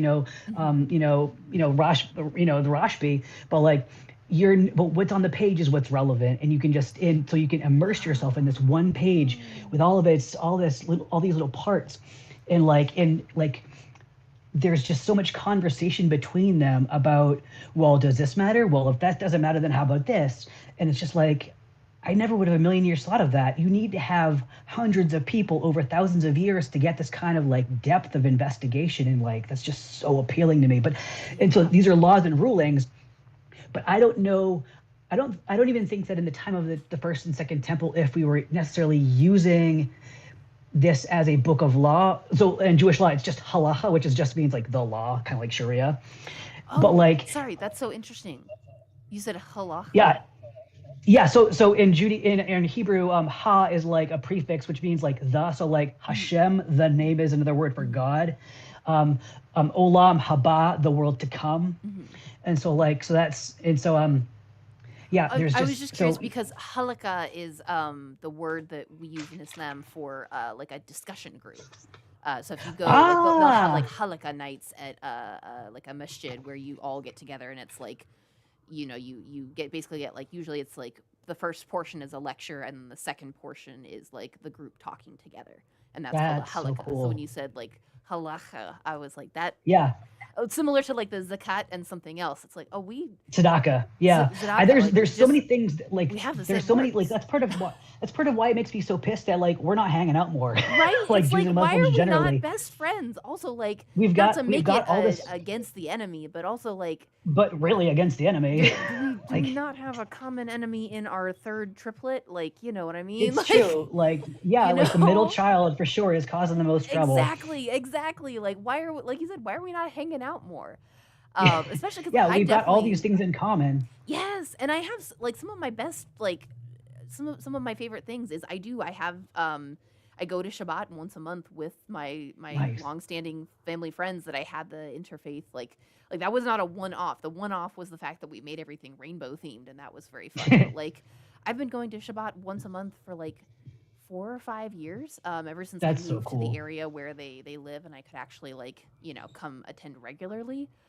It's awesome. Like, and I have some of my best conversations there. Like, we had a really interesting like discussion and debate, the last one, about like what, like whether this one rabbi was a Mashiach or was the Mashiach or something. About And I learned Shabbatai Zvi? no, I think it was just called like the Rebbe or the Rabbi. Oh, Lubavitcher. Yep, talking about Hasidism. Sure, maybe. I didn't Yep. follow much of it, but I was able to throw in the little bit that I knew about like what the Messiah means like in Islam and like who that is and what we would define as like the end times or this and that. And then, most of the people there are Jewish. It's just my wife and I there that are Muslim, but like it's fascinating to listen to the discussion and the debate, and they're always open to like, Yeah. our interpretations. And then some of the people who attend are like pagan or coming from like an atheist perspective, and like we have the best conversations there. And I wish that I had more spaces to have like Muslim, Jewish, like cultural, like mixing and conversations, because it's sad that like I mean, you've there's created this a kind of space right here, touchy which I like really at each other's appreciate. throats all the time kind of feeling, because whenever I do get in a room with Jewish people who like aren't scared to have a conversation, I feel like we have the best conversations, because we do have so Yeah. much in common. Absolutely. And I'm glad this is another thing that you're just kind of creating natural segues for the things that I wanted to talk about. Yeah. So like something that I have a personal interpretation on is like the idea of, so in Hebrew it's Moshiach, the Messiah. Okay. And so like, we don't believe that he's come yet. We believe that, in the future he'll come bring the messianic age, etc. And so like, so there, like in Torah there are different points in time where God tells some patriarch or another that like, I'm going to make you so plentiful that you are going to spread to the edges of the earth, or I think in the Tower of Babel story, like God scattered everybody to the edges of the earth. And so, but there's in messianic ideology or whatever in Judaism, there's the idea that when Mashiach comes, he is going to gather us from the edges and bring us together. Okay. And so there's that. First of all, there's that. Yeah. So we also have, like Talit, like the thing that we, the prayer shawl that we have. Yeah, because I remember you mentioned that in my comments. Yeah. As like the moment that was one of the most gender moments like ever for me, like watching in a movie of in Yentl when Yentl like takes the talent and like at the beginning. Oh my gosh. Like wraps it around, because like it is such a, like, I know enough about Judaism and have seen enough like Orthodox Jewish spaces to know that the talent is perceived by Jewish people as a very male thing, but as a Muslim person, it reads as a very feminine thing because it looks very much like a square, like hijab. And Yentl herself in like, Barbara Streisand's body is a very like androgynous person to me, because she has, she's dressed very classically femininely, but she inhabits herself in such a very classically masculine way. And just watching her put on a garment in a garment that in my history is coded very femininely, but she is inhabiting it in a very masculine way. It was just, it was so gender. That's the only way I can really like describe it. It's just like, it was so gender, and I loved it. Yeah, I love it. Yeah, and like, so like, there's a ritual, there's a blessing that we say when we put it on, and there's a ritual that we when we put it on, where part of it is like we gather all the four corners and we inspect the tzitzit, the ritual fringes, to make sure everything, all the knots are there. So we're inspecting the edges that dangle off of this, and then we kiss the edges. Aww. And then we put it on. So we gather them up together. We gather up the corners, and then we put them on together as one. Now, what does that sound like to you? It sounds kind of like Moshiach to me. Yeah. Like, so when I thought about that, I was like, oh, well, there is no Mashiach. It's all of our obligations to be messiahs in our own small ways. Aww. To the extent that we're able to gather things in from the edges, bring things in together to unify. To the extent that we can do that, we are obligated to. And that concerted effort of everybody picking up their edges together, that's what's going to actually move us forward. Yeah. Oh, okay. Wait, can I give you like a slightly stupid sounding metaphor? Please. No, my God, please. So, like, when I was little, because I grew up Catholic, my mother was always very adamant that, like, she was never gonna lie to us about Santa Claus. That, like, for as long as we wanted to believe, I guess, in, like, the cultural, social, whatever, that Santa existed, I guess we could. But the second any of us came to us and came to her and were like, is Santa real? She'd be like, no. But that she wasn't gonna be like, necessarily terrible about it. That she had this like story prepped, and she's like, here's the thing. Santa as like, big jolly guy in a red hat who like visits everybody at night you're correct. That is not real. Good instincts, child. However, the concept of Santa is real. Santa is a concept, and that concept is giving gifts with no expectation of return and not needing to claim I, the person, gave a gift, and therefore you should be grateful to me and say thank you to me. It's the concept of giving gifts anonymously for just the joy of making someone else happy. So now that you know that Santa is not a, big jolly guy in a red hat, you are now inducted into the cult of Santa. You now get to be Santa. And the only requirement is that you don't tell the other little kids who are too little to know that Santa isn't real, that Santa isn't real. And now you get to pick out gifts. We go to the store or whatever. You now get to pick out gifts and sign them as from Santa. And that's now, you're now part of Santa. That's so wonderful. And so like it sounds a little stupid because We're- like no, comparing it's- but no, Santa it's to, like, perfect. bringing in the messianic age, but similarly that like it's a not one guy who's gonna do this for all of Yeah. us. It's that it's all of our collective tiny efforts, and that like you get to be part of it.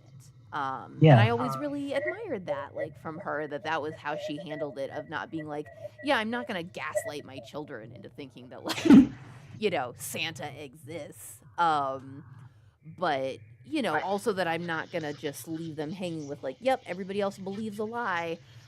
Good luck, autistic child, in not ruining it for everybody else. That she gave us a way to kind of interact with it in a way that was like, you can do something about this. And like honestly, like to use that to kind of like, it's the exact same thing where like there have been throughout the ages of Jewish history, like people who have been considered to be or who have been like claimed to be the Messiah, and what happens? It splits everybody up. It makes people pissed off because you're not my Messiah, and those things. So like so shut up and be them. Like, what do you think the Messiah should be? Then be that. Yeah. And stop arguing about who isn't, and how about you be it? Yep.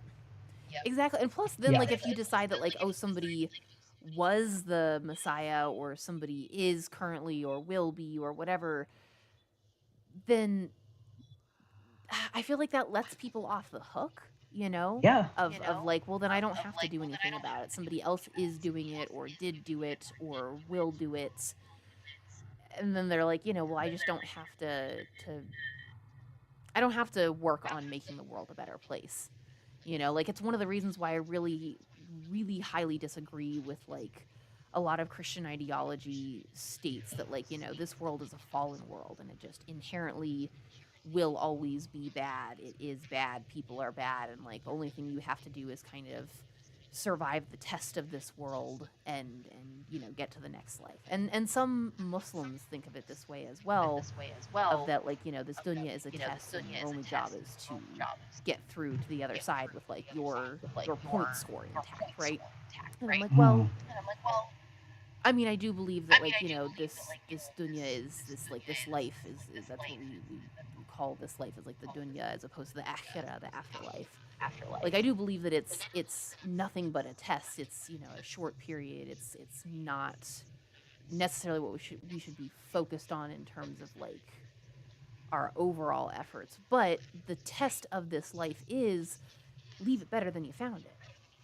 Be good to other people. Like you do have to put in work here because that is the test. The test is not just surviving it for you. The test is in how you react to it. And so if your concept is like, well, this world is the fallen world, like we'll never, this world is inherently not worth saving because you can't save it because you can't make anything better, then you failed the test. Like you can make things better. You're not going to fix everything. You're never going to be able to make a utopia. Like things will always be this kind of cycle of you fix something, something gets worse. You fix something, something gets worse. But you can't leave. You can't wait for the day of judgment, or you can't wait for the Messianic era, or you can't wait for somebody else to, you can't wait for the ascension. You can't wait for like to wake up one day and find that like somebody else has come and fixed everything. And until then, like, oh, this world has fallen, like you just have to, truck on the best you can. Because until then, people are suffering, and like our job is to try and do something about that. And if you're not, then my opinion is that you're failing the test, man. Are you familiar with the word theodicy? I am not. Teach me It's like, oh my God, yeah. So like it's I mean, I forget how it breaks down Greek wise, but like the definition of theodicy is like, why does God let bad things happen, basically? Ooh. Like it's asking that question, which honestly I have never personally grappled with, because it's like, I feel like there are just some things that I just don't think are worth asking, honestly. Like, not that I guess it's worth asking, but like I don't find any value in like asking that question, because like first of all, like one thing that I love about Judaism is there's room for people that don't believe in God, which I don't. So like I don't ever think God's doing this or God's doing that. I'm just like, this is what life is. We're all interconnected. This is what happens when we're all interconnected. And so like I never grapple with God creating bad, because God didn't create bad. God theoretically created us, and we are the way that we are, but like it's not about God making us be bad. It's about us being bad and being good, and whatever. And so some people really struggle with that, and that's part of why they don't believe in God, because they're like, well, if God is infinitely good and infinitely powerful and infinitely knowledgeable, then how could somebody like that allow like this? that Which I'm like, atheist dilemma or whatever. Yeah, and I'm like, I don't find that interesting at all. No offense if you do, but I just don't. Yeah. Because like for me, so like this is one that I do find valuable, even though I don't like that question. So it's the idea like, so what? God creates humans, and then we just all sit on our thumbs for 80 years or so and do nothing but have a good time? Like, no, there is bad in the world, because our purpose here is to make things better. And if there's nothing that's wrong, we can't correct it. And so we're here as a function of creating and maintaining equilibrium. And so in Judaism, there are 613 mitzvot. Some of them are positive commandments, like don't work on Shabbat. Some of them are negative, like don't kill people. The idea is all these things work together to make the world better, ideally. And we can't all do everyone, obviously, but we each do what we can, and like through being aware and searching for new things that we can do to kind of make things better, we are all naturally helping to lift the edges up together in a way that can be community work, even if we're not directly related. And so like there's I forget where exactly it is in Torah, but like it's really well-known, often repeated line from Torah that's in Hebrew, it's tzedek tirdof, which in English is justice you shall pursue. Which like, that's first of all just beautiful and lovely. And like the idea that we're all obligated to pursue justice, which means that we're obligated to know what it is and how to see injustice.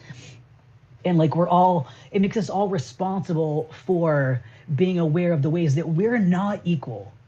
We are different. We have different things going on. Our bodies are different. Our minds are different. None of us is the same, but like we are all similarly obligated to do our portion of this work. Mm-hmm.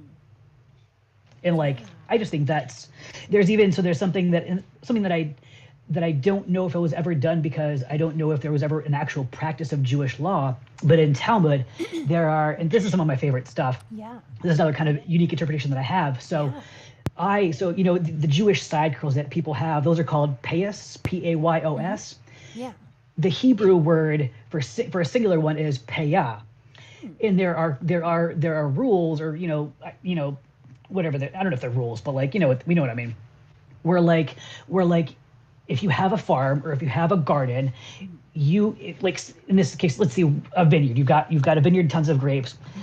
You are prohibited from picking up whatever you drop on the ground when you're harvesting. You are Yes. prohibited from cutting Yes. every single last thing because you are Mhm. leaving things for people who have nothing to Yep. come when they can be humble and not hurt their egos by the shame of being poor. They can come and get that from you, and that's your Yeah. obligation to provide that. And so my unique interpretation. So in Kabbalah, Jewish mysticism and stuff, Mhm. there's the idea that like part of why Jewish men grow their beards and grow their payas long is because the hair that's growing at your temple and like at your, where your sideburns start, like that is kind of like that's kind of like your energetic transfer, like you kind of like your brain energy, basically, like what you've got going on. It's coming at you like that.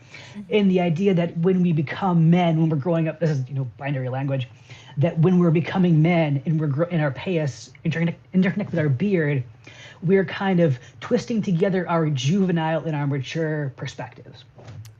So Wow. That there's is that. so interesting. I love Yeah, that. right. Yeah. So and then it gets, this is where I bring my cherry to put on top.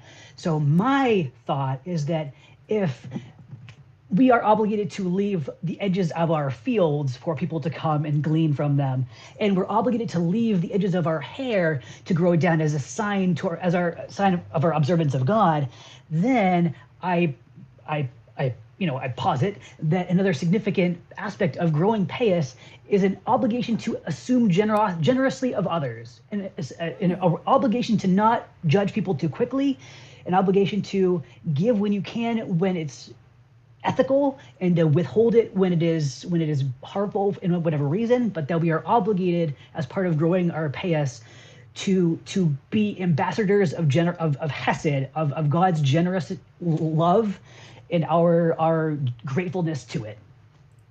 That is so cool. I love that. Nice. And so I started actually growing my payas Yeah. when I decided to convert. I was like, by the time these are longer and they are actually identifiable for what they are, Mhm. I will already feel much more confident in where I'm at in Judaism. So at this Oh, point, yeah. there's nobody, especially like there's nobody is gonna say you're not Jewish because you didn't go through like a bait din, you didn't get confirmed by a rabbi. It's like, no, I've got payas. I deal with anti-Semitism because I look like a Jew, and you can get bent because I'm legit. And Yeah. like I just try to like be like, I take no shit, but I also, I try to be a pretty just individual. And so Yeah. like I use this, like part of why I wanted to become a visible Jew after I'm trans. So like I started, I took testosterone. I disappeared as a queer person. Nobody could tell that I was queer anymore. I was just a dude again, Yeah. which is fucking weird. It's the weirdest thing to just become some guy. Yeah. But I was like, I'm not going to become just some guy. I'm going to become some annoying Jew. I that's love that's what that. I'm going to be doing with my life. I'm going to do this with my life. And so it's like by the Nice. time these are grown out, everybody will assume that I belong here, and I do. And not one person has ever been like, well, you didn't technically. No, nobody's gonna. Also, Mm. people are prohibited from like questioning the status of a convert. You can't, like, we are obligated to see all Yeah. Jews as Jews, no matter how we got there. Mhm. As far as anybody else is concerned, there's an idea that every single person who was a Jew today, their soul was at Sinai when Moses brought the tablets down. Oh, that's so And so like the cool. idea that like I love that, the idea that like even if you're just showing up now, you were there. By showing up now, you are claiming you are retroactively in that crowd when he comes down with those. Like, and I just think that's so wonderful that like the space has already been made for you. You just have to step into it. And that's part Yeah. of why I was just like, I'm in. I was like, I don't over my life, my own unique struggles, I've learned that like as long as you look like you belong someplace, the odds are pretty good nobody's gonna mess with you. And that has done me no wrong. Like I belong in spaces because I show up there because I intend to be there. Yeah. And I do my best wherever I'm at. That is very cool. No, I love that. Especially, yeah, I know what you mean about like it's very weird to go from visibly not belonging as something to just some whatever, guy, girl, Muslim, Jewish person, whatever, and being kind of subsumed into belonging. Yeah. especially if especially it's if it's not something that you not belong to. I don't know if you ever experienced this because I don't know how you identify, but like for me, I have always been somebody who stuck out like a sore thumb kind of everywhere I went. Like people could always tell that like I wasn't, you know, quite a girl. I was very tomboyish growing up. I'm intersex, so I had a lot of like visibly masculine the masculine characteristics. characteristics. I, Shed Catholicism shed very early Catholicism and was a very very early and aggressive was a very aggressive atheist. I was very visibly queer from a pretty young age. So, like, always stuck out like a sore thumb everywhere. And then when I became Muslim and, put on the hijab, and especially once I put on niqab, all of a sudden I was just, you're a Muslim sister. And, like, immediately. Like anytime I walk into a Muslim space, I am immediately like, oh, I just belong. Like I've been recognized like across, I've gone to like I went to my hometown and there was this like Muslim family shopping at the only Walmart in the town and they recognized me across the Walmart and we like ran to each other and they were like, we've never seen a Muslim here in all 4 years. And I went, well, that's because I graduated from high school here 5 years ago and I wasn't Muslim then. So, like, I would believe that you had not seen a Muslim in tiny town of Redacted, Yep. because yeah, I also never saw a Muslim the entire many years I lived here, and they like literally invited me to their house and we prayed together, and all it took was me Oh, being a being visible there. Muslim, and like I can walk into any masjid, and as long as I don't show up with my wife or make noise about being a gay, I just am kind of subsumed into belonging, but because I'm not a woman and because I am queer, it's a strange place to be in because as somebody who has never belonged, it's it's like I wish I liked this. It's almost similarly to kind of like my experience of living in one place because like growing up I moved I moved every like every 3 months to 6 months to a year to 2 years. Like the longest I ever the stayed put longest I ever stayed was 4 years for was high school 4 and years that was a wild experience of staying put for experience. so long. But I was like a rolling stone due to my family circumstances. And now the place I've lived for 7 years. And I've lived a couple of different, like, different apartments, different places within this place. Place. But the spot on the East Coast where I lived, lived for 7 years, Years. and I hate it. And I'm like, And wow, I'm like, my whole life growing up, I wished, I longed for this experience of like staying put, growing roots, And there are some aspects of it that I like, but there are a lot of aspects of it that I don't, and those are outweighed by it. And it's a similar kind of feeling of the like being subsumed into belonging and just becoming like some Muslim lady, you know what I mean? Where it's like it's cool to not instantly be clocked. It's cool to like have this cloak of belonging. But it's also there's a part of me that wishes that I had back the like there's something almost about belonging to otherness, of Yeah. Yes. yeah, belonging to yeah, otherness belonging of like, to otherness. Of, like one of my kids continually has pink hair. And he's like, it's nice because like, I know that it's nice. anytime I I know walk that around, anytime I walk around, everybody sees me, and especially, because he's in the South, he's in Texas. He knows that like it's still enough of a sign that like you walk around with pink hair, everybody goes, that's a queer of some kind. You know what I mean? Yep. That's there's some queerness in there. And it's an othering, but it's a visible belonging to othering. And And you kind of do this where you've got your rainbow glasses frames, which is like a great way to be like, yeah, exactly, I'm it's Muslim, a tiny I'm wearing a nod. niqab, but like, Yeah, yeah, it's a tiny nod to some visible belonging to othering for those who yeah, know. yeah. Um, But yeah, I feel what you mean about the whole, like, when you just kind of become some guy. On one hand, it's nice because, again, like, I don't know necessarily how you identify if that is a great feeling for you of like, hey, I've achieved it, I've become some guy, or if it's a loss of like, oh, I'm no longer visibly part of the other that I love so much, you know? Well, actually, like I can, like I'll tell you exactly how I feel, and it may Yeah. not be what you would expect. Yeah. My greatest source of resentment about disappearing into some guyness is that now whatever I do, people are just gonna assume, oh, like I don't what I don't want, I know that it happens sometimes, is somebody looks at me, what I do, and they're like, what a nice young man. It's like, shut up. Oh I'm a I'm a I'm a no. I'm a I'm a dude, I'm a guy, I'm not a man, and I resent being treated as such. I do not want my Yeah. point total to be subsumed by the greater male point total. I don't Mm, want my coworkers to think that I'm like them. mhm. I wash my hands after I use the bathroom. I wipe my ass. Like I Yeah. want like I Yeah. hate that by default I am assumed to be one of them, which is part of why like in Mhm. a group setting I will often kind of like find a place by myself because I don't necessarily like to be with the group. I feel like the group is where things go wrong usually.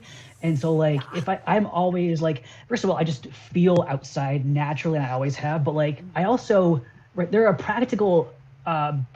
practical benefits to being an outsider and to know it because Mhm. I'm not clinging to the group. I'm not begging for approval. I don't owe them anything. Mhm. And what happens is I get seen as being an independent person, which is its own currency. Yeah. So they Yeah. might not need to know anything about me or what's in my pants, but like they know that Eli is a dude who gets stuff done.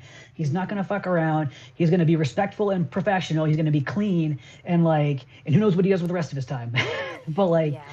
but like I know that the way that I'm presenting myself in the world is like it's just a fraction of me, but it is me. Like it's not all of me, but it is me. And like Yeah. it's the core of what I am and where I come from that does these things around me, but like Mhm. don't mistake the core for the entire thing. And like Yeah. that's part of why like I wanted to be I'll see some people, it's very rare, but like occasionally like if when I'm at the wholesale club, there's one Orthodox Jewish guy that I would occasionally see, and I would wave to him every time I saw him, and he would just like he didn't see me. And I'm Hmm. like, all right, dude, like whatever you think that I'm maybe he thinks I don't know. I've got tattoos. Yeah. I look strange, I'm sure, but I've got my long payas, so shouldn't you think that I'm a cool dude too? Yeah. And like the kind of like the older generation of not knowing, maybe he doesn't know anything about what I'm about, and Mhm. he wants to keep to himself because that's safer, because as a Yeah. person who is more visible than I am, even Mhm. though I am very visibly Jewish, but there are plenty of people who don't know what my payas mean.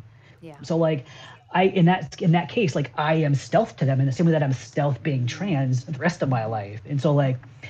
it's very cool to like choose which of my vulnerable identities I get to put my leverage behind right Mhm. now in my life. Yeah. I get to appear in spaces as a Jewish man talking about the stuff that I Mhm. talk about, and who knows who in the audience or wherever I am, like what Jewish non-binary people, like I don't know who could be hearing me wherever I am, but that's why I do what I do the way I do it, Yeah. because I wish I had somebody like me that could help me navigate the world. And like I really hope, like the Yeah. friends that you've had that have had trouble with conversion, I hope that you'll tell them, just grab it and don't let go of it. Like you're Yeah. there if you want to be. Like you don't need to prove to anybody else that you're Jewish enough by choosing to be here. And Mhm. like that's life just in general too. Like once you claim your spot, all that's left for you to do is occupy it Mhm. and just be there in it. Yeah, absolutely. No, I definitely will, because that is so empowering. And yeah, I know what you mean. There is something to that, wanting to kind of like make that little bit of distinction of like, I'm a man, but I'm not like you other men, because I have similar Yep. things where I'm like, I do have similarities to women shaped creatures, like there are definitely similarities. There are also things in where it's like, hey, I was raised just as much my father's eldest son as his eldest daughter. Like Yep.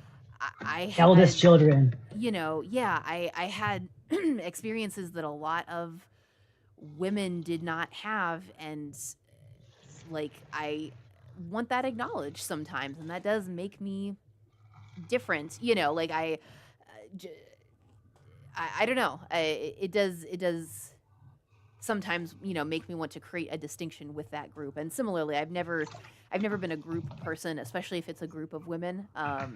Yep. I don't tend to do well in groups of women for whatever reason. I never have.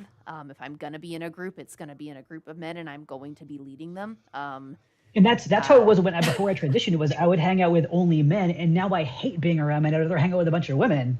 Yeah. I mean, maybe that would be the case if I ever like decided that something was different about me and I was gonna, transition the other way. So far I continue to like presenting this way, but you never know. Yeah.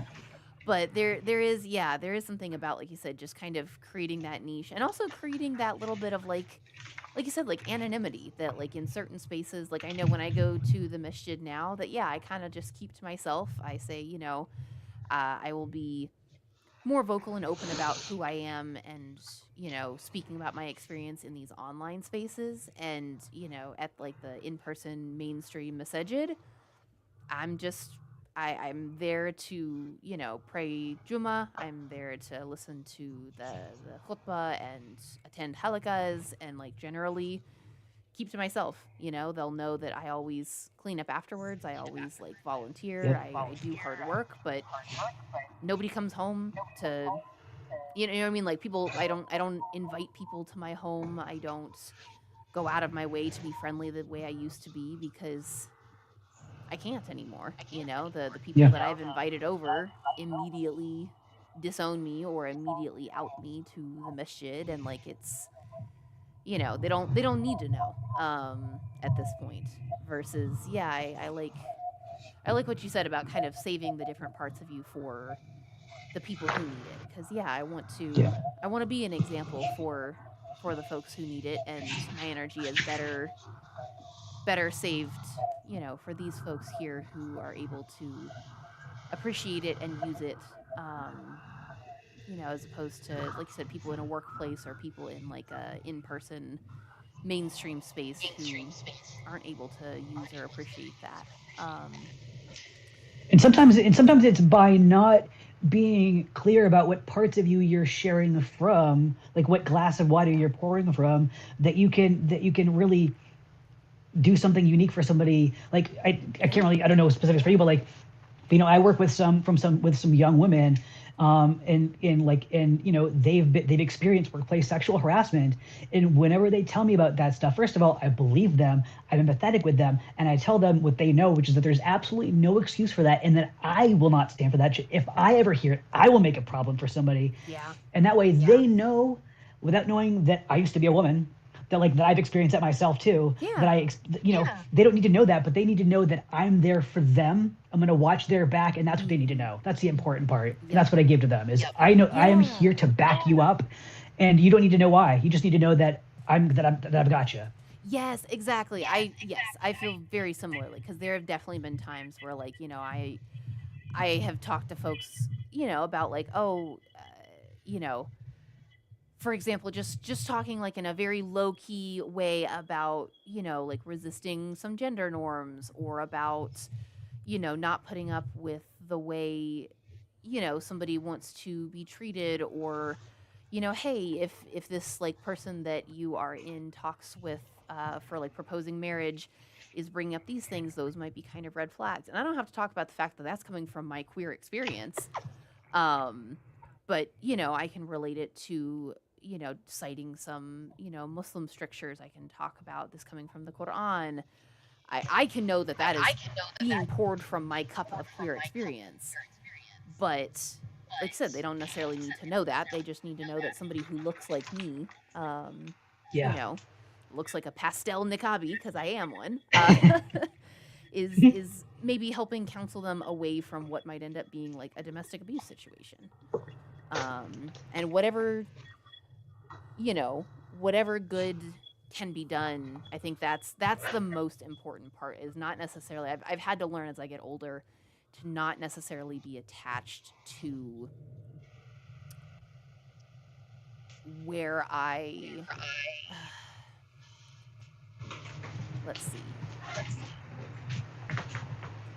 not necessarily being attached to being seen in my full self in all spaces, and just being attached to whether I get the outcome I want, if that makes sense. You know what I mean? Like Totally.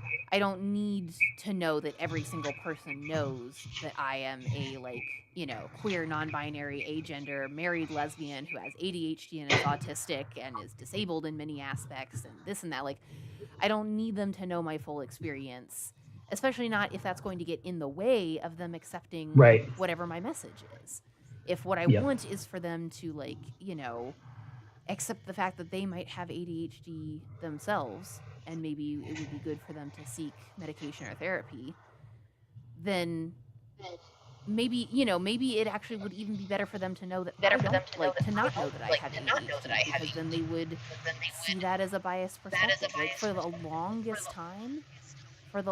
time, I hid my own transness from my parents because I was protecting my youngest sibling who still lived at home, and I knew that if my parents knew that I was trans myself, they would see it as like a biased, poison perspective, and they would stop listening. You know, I would get phone calls regularly from my mom about, like, oh, what should we do about, you know, sibling X? They're wanting, you know, a binder, or they're wanting this, and I would, you know, be seen as somebody who could give trusted advice. Versus if I was like, well, as a trans person myself, you know, Right. that would immediately be discounted. Versus I could say, like, you know, as a fellow cis person, I think, Right. and learning to let go of the need to be seen. As Yeah. Oh my opposed gosh, to- that is huge. It's so That's so hard. big. It's so hard, but It's so big. if you want to do community work, it's really important. It's really important to learn to let go of that need to be seen all the time.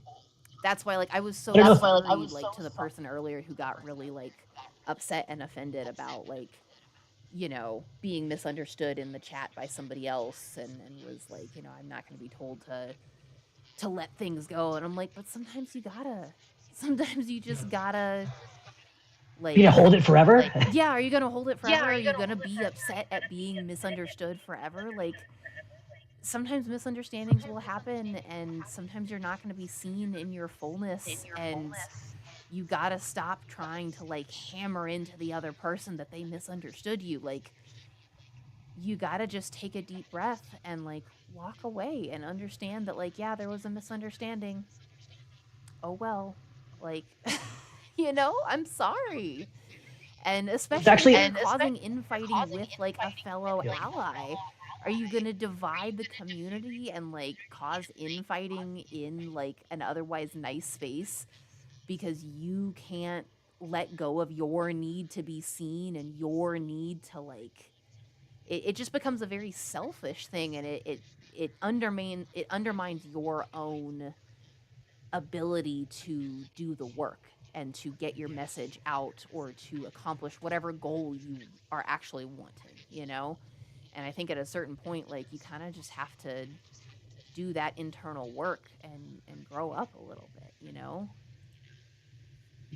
There's actually something, I can't remember where exactly it is, but, like, this is part of another thing that I love about Judaism is there is actually stuff written about, like, well, what if you know that you're right and and the other person is wrong, and they don't see that you're right? It's like, well, if you know that they're not going to see that you're right, then just stop talking and let it be, because there is nothing to be gained, only something to be harmed.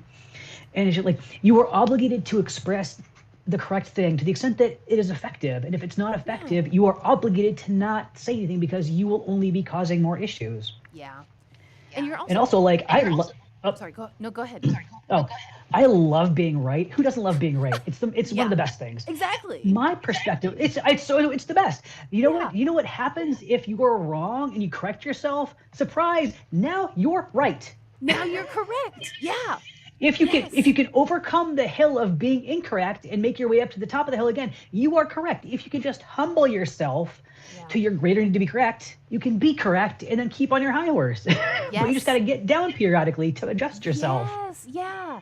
Exactly. That is one thing, like, as an autistic person, I have had to explain to, like, friends and partners is that Oh my God. often if I am asking for like information or clarification, it's not a need to be right in that I am insisting on my perspective. It's a need to be correct in that I am asking to be corrected. You know, like Right. if I am, you know, for example, like if oh, for like the stupidest example, you know what I mean? Like if like my mother used to say that, you know, I'm one of 5 kids, so she used to say that, like, you know, you guys would argue if the, you know, over whether the sun rises in the east or the west, you know? And I would be like, you know, because I often as a kid, like I couldn't remember, you know, I couldn't remember my lefts from my rights. I couldn't remember east from west. And so every time she would bring that up, it would remind me that like I couldn't remember whether the sun rose in the east or the west. And I'd be like, no, and it would legitimately, like, she had to stop saying that because every time she would say it, it would actually start the argument over whether the sun rose in the east or the west between the 5 of us. Drove her nuts, so she had to stop saying it. And so, but it was one of those things where it's like, okay, so if I bring up, wait, but does the sun rise in the east or the west? It's not, and I start saying, like, well, is it east or is it west? It's not because I want to insist that, no, it really is west, or no, it really is east. It's because I insist on being correct, even if that means I need to be corrected. I insist on being correct. I want to be right all the time, but not in the way that most people mean that. Because when most people say I want to be right all the time, they mean I To be want wrong. my perspective that I have come up with to be the correct one all the time. Yeah. When I say I want to be right all the time, I mean I want whatever the correct perspective is to be the one that I have adopted all the time. And I think that's, I struggle to articulate exactly how that's different, but I know that it is different because most people want It's a to difference oppose. between like having your map that you drew out get you to your destination versus letting the GPS guide you around the detours so you can get to where you need to go most Yes, effectively. exactly. I Like, am always willing to let the GPS say, like, recalculating, you took a wrong yes, turn and update love my it, babe. map. I would so rather the GPS, like, recalculate and tell me you need to update your map because all I care about is that my map is correct. That's what I Yes, care about, having a correct map. I do not care about whether I drew the map or whether the GPS updated the map. I just care about the map being yes. correct and getting me where I need to go. And people get frustrated by that sometimes because they think that I'm arguing or that I'm insisting on being correct. They're like, why do you always need to be right? And I'm like, it's not. I mean, shouldn't you? Don't you also want to be right? Don't you also want to have like the correct information in your brain, Together. like together? But I think because they see it as me insisting on my perspective being the correct one, because they are also insisting on their perspective being the correct one, they don't see it as the invitation for, I'm also equally saying your perspective could be the correct one. I'm just saying that like we're going to have to prove who's correct, you know? Like we're going to The have to idea both of being bring in correct. evidence. Like say you and I agree on something and then a third person disagrees. It's not that you and me are the only people who think that we think what we think. We're two of maybe millions or billions of people who think that same thing. It's Yeah. not about us. It's about the thing that we're saying. Yeah. It's not like what I'm like. It's not important. Like it's not important that somebody think that I have the best take on Zionism or whatever. But it is important that somebody who has heard my take about it understand where I'm coming from. That what I'm saying is it's rooted in our actual text and also Yeah. just logic. Like it's not like it doesn't matter. It's not about me. It's about the conclusion that I'm talking about.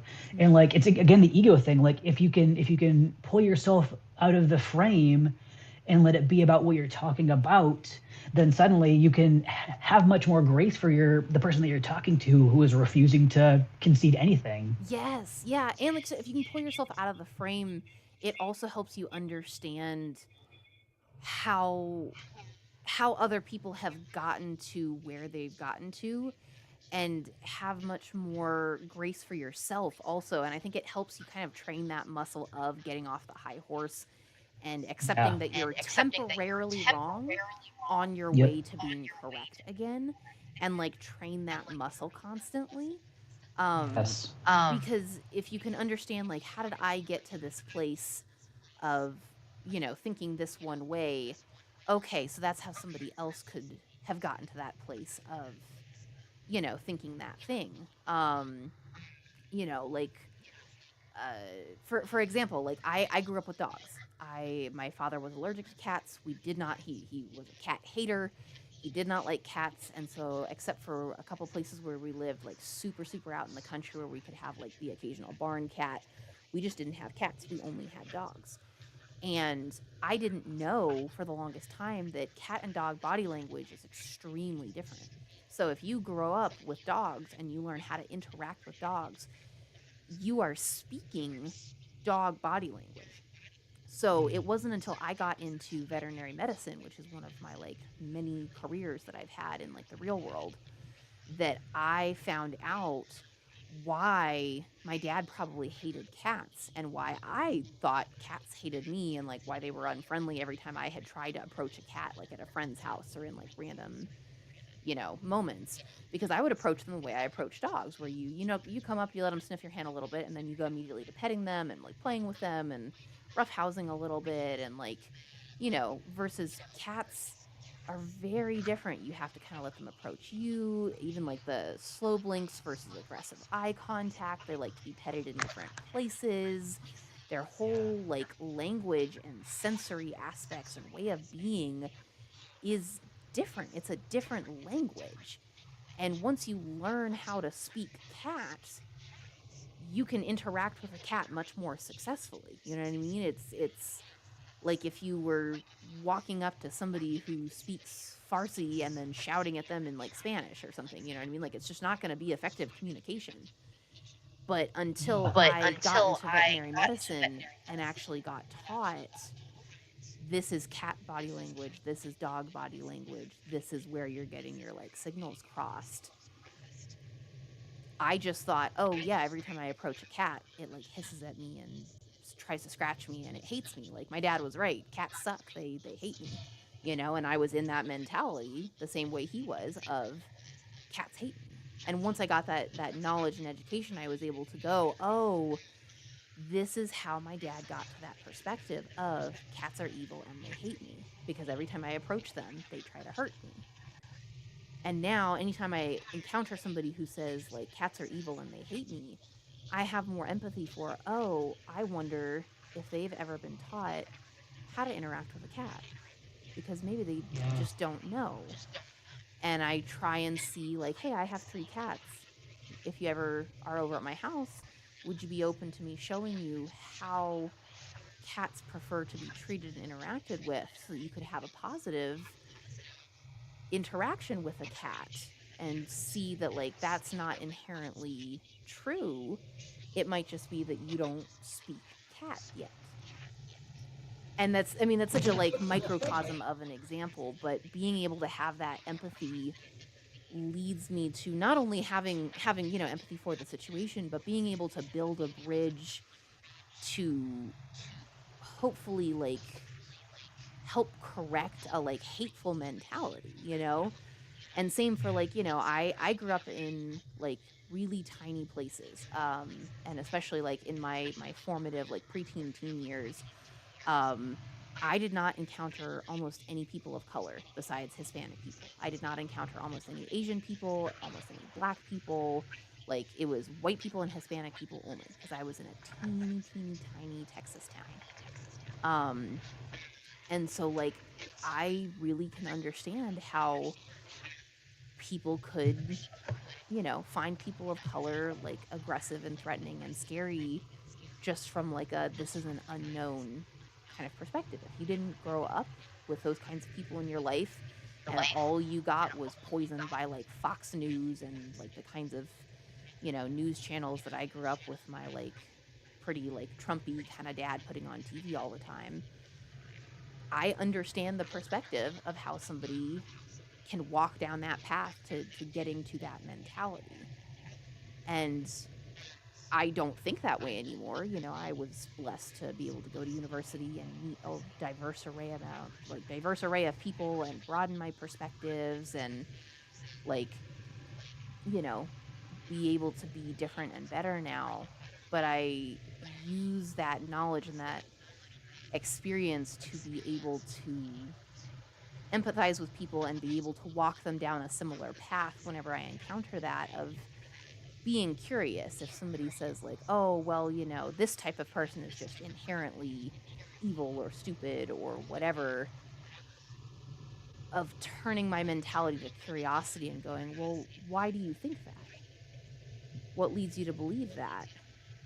And then trying to see, are they coming from maybe a similar upbringing that I was, or some other like place of ignorance maybe, and walking them down the same path that I did of like, well, let's just go expose you to some people of that background and introduce you to them and get you to see that like maybe that's not necessarily true.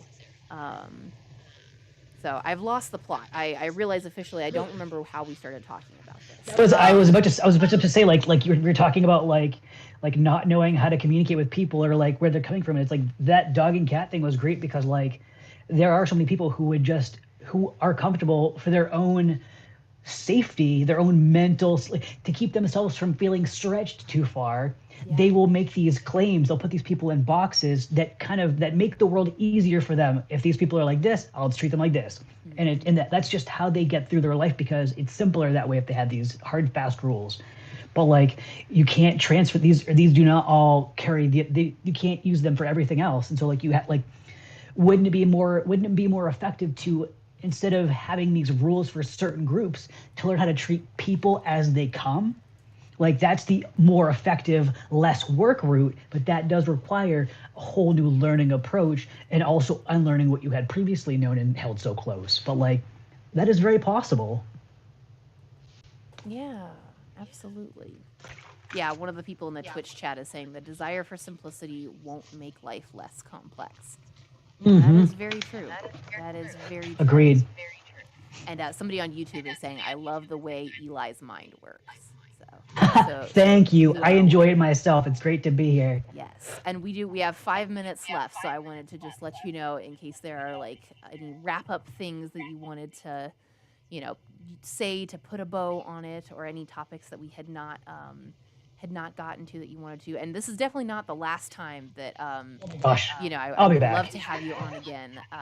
As I was saying earlier, I've got like 3 other folks, but this is, you know, every Wednesday is my like guest Wednesday or other special events. So we'll talk and pick another day to have folks on, and it's just kind of a rolling schedule. And thank you for, like I said, being the guinea pig and working it out live. I'm actually really grateful because for as many annoying problems as it was, this actually is a much better setup. And once I get the overlay created, will allow me to actually have guests, audio and video, which I did not have the ability to do before. So this is actually wonderful.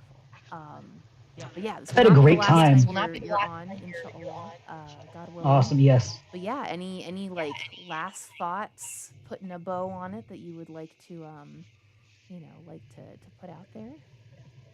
I get I had like a little bit of a quick jotted list of things that I wanted to talk about. Yeah. And one thing that I would love to talk about more next time I'm on, whenever that is, is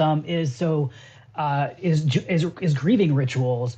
And so in Judaism there's a blessing, it's called Kaddish, the mourner's Kaddish, which we say when we've lost somebody. And back, you know, like within a few months of this escalated violence in Gaza, I was already thinking about like the fact that there are so many families who have been completely destroyed, or people that cannot take time to grieve in the way that their religion dictates that they need to. Yeah. There's no space for them. And like, so I can't remember when I started, it's probably in my calendar somewhere, but like at this point now it's twice a week because I'm also saying Kaddish for people who have been murdered by ICE. On each, because of somebody that was murdered nearby where I live, and that kind of kicked me into high drive on that. But like for over a year and a half now, I've been saying Kaddish every Thursday evening, in the name of Ahmed. I don't forget his last name, but like ultimately I wanted him to be a stand-in for all men who had been killed who will be killed and families who have been destroyed. So I take it on myself personally to every single week on a specific time. I am dedicating my life to helping mourn people who will never get the chance to be properly grieved as their spirit deserves. Yeah. And like, and I would, and like, if there's ever a chance when there's 10 Jews in the chat, I would love to maybe to kind of corral us together to check in, and maybe if we could say Kaddish together. Um, Yeah. yeah, and like the thing about Kaddish that I think is so amazing is that not once in it is there any mention of death or the person that you lost. The blessing is almost entirely it's entirely talking about, bless God's name, and also bring peace to us. That's And so and cool. I and I love it so much because, like, for me, I started saying Kaddish after I lost my cat a few years ago, Oh, because he was like, obviously he was my life, but yeah. like I realized that, like that ritual was created at least in part because somebody back then knew that there are times when you're so put down by life, you're so deeply in your grief, that the only way you can lift yourself up is to reflect on the greatness of God. The only way you can pull yourself out of where you're feeling is to reach out to God, and by just saying bless God in whatever we've gotten. And like, just that practice alone of, in the midst of your grief, holding your grief and also holding out gratitude. Like, I feel Mm-hmm. like that works for me anyway. But I would Yeah. just love it if more Jews in particular would take up this obligation of saying Kaddish for these people that we will never know, but whose entire families will never know them at this point. And like, I just think, like, it's to the extent that we can, we should be helping our cousins lift themselves up from where they are, even if we can't physically put our arms around you guys. Like, we need to be saying to people that are being marginalized wherever they are, especially if it's being done in our name allegedly, we are Yeah. especially obligated to then step up and say, no, it was not for me. It's for nothing that I stand for. And in fact, I am opposed, and I give my heart to you. And I feel like Yeah. that's kind of like, I get so fired up about this, because Yeah. like because in Jewish tradition, like, if your father or mother passes, Hmm. we say Kaddish for 30 days. Oh, And wow. so like and at this point, like, how many tens of thousands of Yeah. people are on the docket to be grieved for 30 days who have no family to do that for them? Yeah. And like, I feel like we are obligated. We need to take up more now than ever the grief of others, because we are in a Yeah. position unique to, nobody's been in our position. Like, this is a historically fresh thing that we're going through. Yeah. And I think it would make it easier on all of us if we could just see what our workload actually is and just pick up a little bit more of it, as opposed to being overwhelmed by the grief. Take a bit of it. It's yours too. Yeah. Yeah. And you got to start somewhere. Bit by Yes. bit, piece by piece. I know this week that is literally how I have been surviving, even just, the stupid little things like with the Twitch stream of just like, what is the smallest possible thing I can do? Like, what is one wire I can plug in? What is one button I can click? What is, one email I can send? Like, what is the tiniest possible thing I can do to make progress on this like huge overwhelming thing? And yeah, like, if I can, like you said, if you can say Kiddish one or Kaddish, I know I'm messing it up. It's there. Like, there are so many words that are similar. Like, there are Kiddush cups for holding wine on Shabbat. I knew So it. like, I it's was like, all, I yeah, knew I'm saying, yeah, because you the know it. the one thing is for Shabbos, and the other thing is the thing you just said, and I knew I was messing it up. I'm Yeah, sorry, but if you can it's all say good. Yep. if you can say Kaddish, one time, like, maybe it's not enough, but it's something.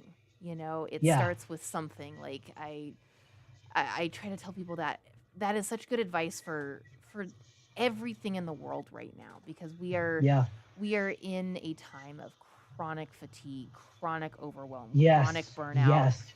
I know that goes around in like the ADHD and autism communities, but it's true for literally everyone in the world right now, because we are Yeah. also so globally interconnected. We are so much in an age of like information overwhelm, and we are in an age of like global crises, everywhere. There are multiple genocides ongoing Yeah. kind of all the time. The world is burning, and that is not, any kind of exaggeration. It is literally burning in some places due to, climate change and wildfires and, bombings happening. Everything is super overwhelming, and people often feel so paralyzed by like there's so much, there are so many causes there. Like, I just, all I can do is just shut all the doors and turn off all my social media notifications and just do nothing. Or I can just, doom scroll and feel paralyzed. And it's like, you know what? Take a deep breath, find one thing that you can do consistently locally.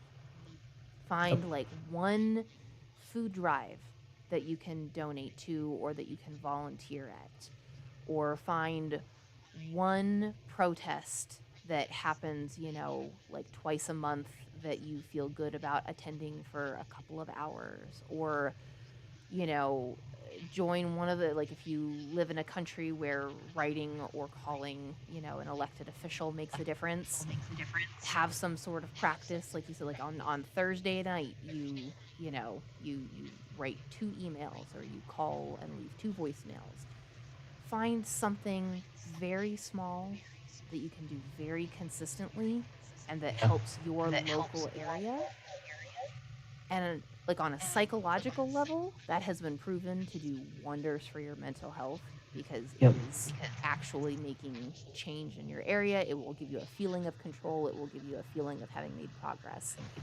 And also, literally, that is going to do the, if everybody in the world did something small, regular, local, pretty much all the problems would be fixed because everybody would be working on what's closest to them. And in Islam, we have like a similar, I want to say it's a hadith, but, like the best of actions that are the most beloved to Allah subhanahu wa ta'ala are those that are small but consistent. So maybe you don't like read the whole Quran every month. Maybe you don't fast every single day. Maybe you don't, do all the sunnah prayers all the time. But maybe like you fast the 3 white days every month consistently. Or maybe you get up 15 minutes before Fajr, before the morning prayer, to pray 2 rakahs of tahajjud, and you do that every morning. Or maybe you donate $5 of extra sadaqah, of extra charity every month, and you do that consistently, religiously, quote unquote, every month. And whatever it is, it's small, but it's consistent, and that we have a tradition of believing that is more highly rewarded to do something small but consistent than to do big gestures once in a while that you don't stick to. Yeah. So yeah, I feel like that was a great way to wrap us up. Yeah, This has been a great time. The doing something small but consistent. I love the practice of doing the Kaddish on Thursdays. That's wonderful. And yes, any Jewish folks who are in the chat, feel free to reach out or put in my comments or in Eli's comments, because he has a TikTok of his own and an Instagram. I believe both are Small Mean Jew, no Yes. spaces, all lowercase. Is that accurate for the Instagram as well? It is accurate. Okay, perfect. So yes, follow Eli on TikTok and Instagram, Small Mean Jew, and Curse Block on Twitch, it looks like. And this will not be the last time, inshallah, that we have Eli on. Look forward to more Guest Wednesdays with him and other guests.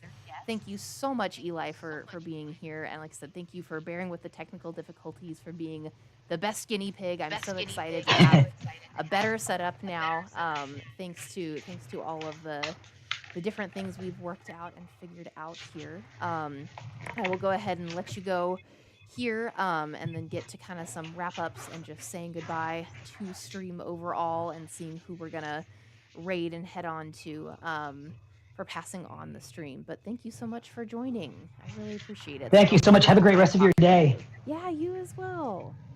Thank you. Bye-bye. Bye.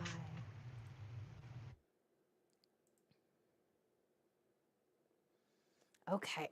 All right. So, for those who are left, thank you all so much. Yes, thank you to Eli. Thank you. And thank you all so much for joining and for bearing with us as well. Thank you all for bearing with the technical difficulties. Um, love listening to the stream. Yes, yeah, thank you. Thank you, Sage. And thank you for all your commentary. Yes, I'd love to have you on as well. I will connect with you via Whisper or something else. Yes, thank you, A Green Bean. Yeah, thank you everyone who was chatting. I'm sorry I was not more responsive. It's always an interesting thing when we have a guest on to try and balance like replying to comments without interrupting the guest. So I hope I did a decent job of that with replying just via typing. But yeah, and thank you, Quill. Yeah, I really I saw you replying about, you know, being able to let go of being seen or being right. I think that's really, really important. And more of us. I mean, I need the reminder. I need the reminder more than anybody else, reminding myself first. So we are going to go ahead and raid somebody else. I'm going to see who is online. It'll probably be Rad World or Flying Fern. Typically, those are the folks who are online at this time. So stick around if you are on Twitch. We're going to raid somebody else who will probably be playing Sky Children of the Light, which is the video game I tend to play. Oh, may I recommend someone very chill? Yes, absolutely. Sage might be recommending someone else, actually. So if you are on Twitch or you want to hop over to Twitch, you can continue watching somebody who's apparently very chill. For tomorrow, speaking of technical difficulties, we will be streaming tomorrow. Inshallah, we will be streaming tomorrow. However, tomorrow was planned to be the Aurora concert stream. I have still not figured out how to port my audio through a separate something so that it does not flag Twitch for copyright issues.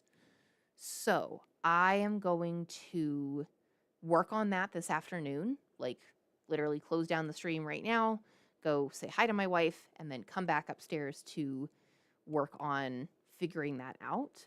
And I will make an announcement this afternoon about whether or not we are doing the Aurora stream tomorrow. If not, we will still be streaming and we will try to play the game, because the other problem is that since Sky's update, the video game still has been giving me some issues in terms of just being very hard on my poor little computer. I am working on getting upgrades. I have taken the feedback. I am doing my best. But I will keep you all updated. There will be a stream tomorrow, inshallah. But I cannot make promises necessarily as to what we will be doing. We might just be hanging out and talking. We might be gaming. We might be doing the Aurora concert. Either way, as always, check my Twitch. What am I saying? My Twitch schedule for the best updates on whether a stream is happening at all. That's where I will always show canceled streams. And check my TikTok stories for, you know, updates on like what will we be doing. So that's where I'll post if we're doing Aurora, if we're not, if we're having a guest, if we're doing something else. There was a Sky hotfix recently. Ooh, wonderful. Yes, I was going to say I needed to check whether the patch that they had promised had happened. So that's wonderful. Maybe I'll log on to Sky this afternoon and see if it's less laggy and stuff. So anyways, thank you all so much for joining. I love you all so much for the sake of Allah subhanahu wa ta'ala. Thank you so much for providing a space and a platform for me to get to have these wonderful conversations with amazing folks like Eli and like all of you.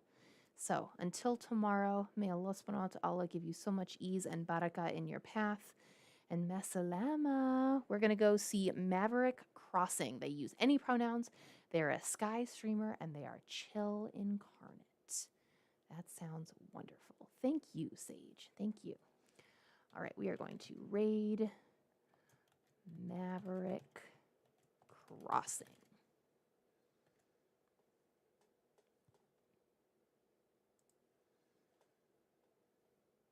Wonderful.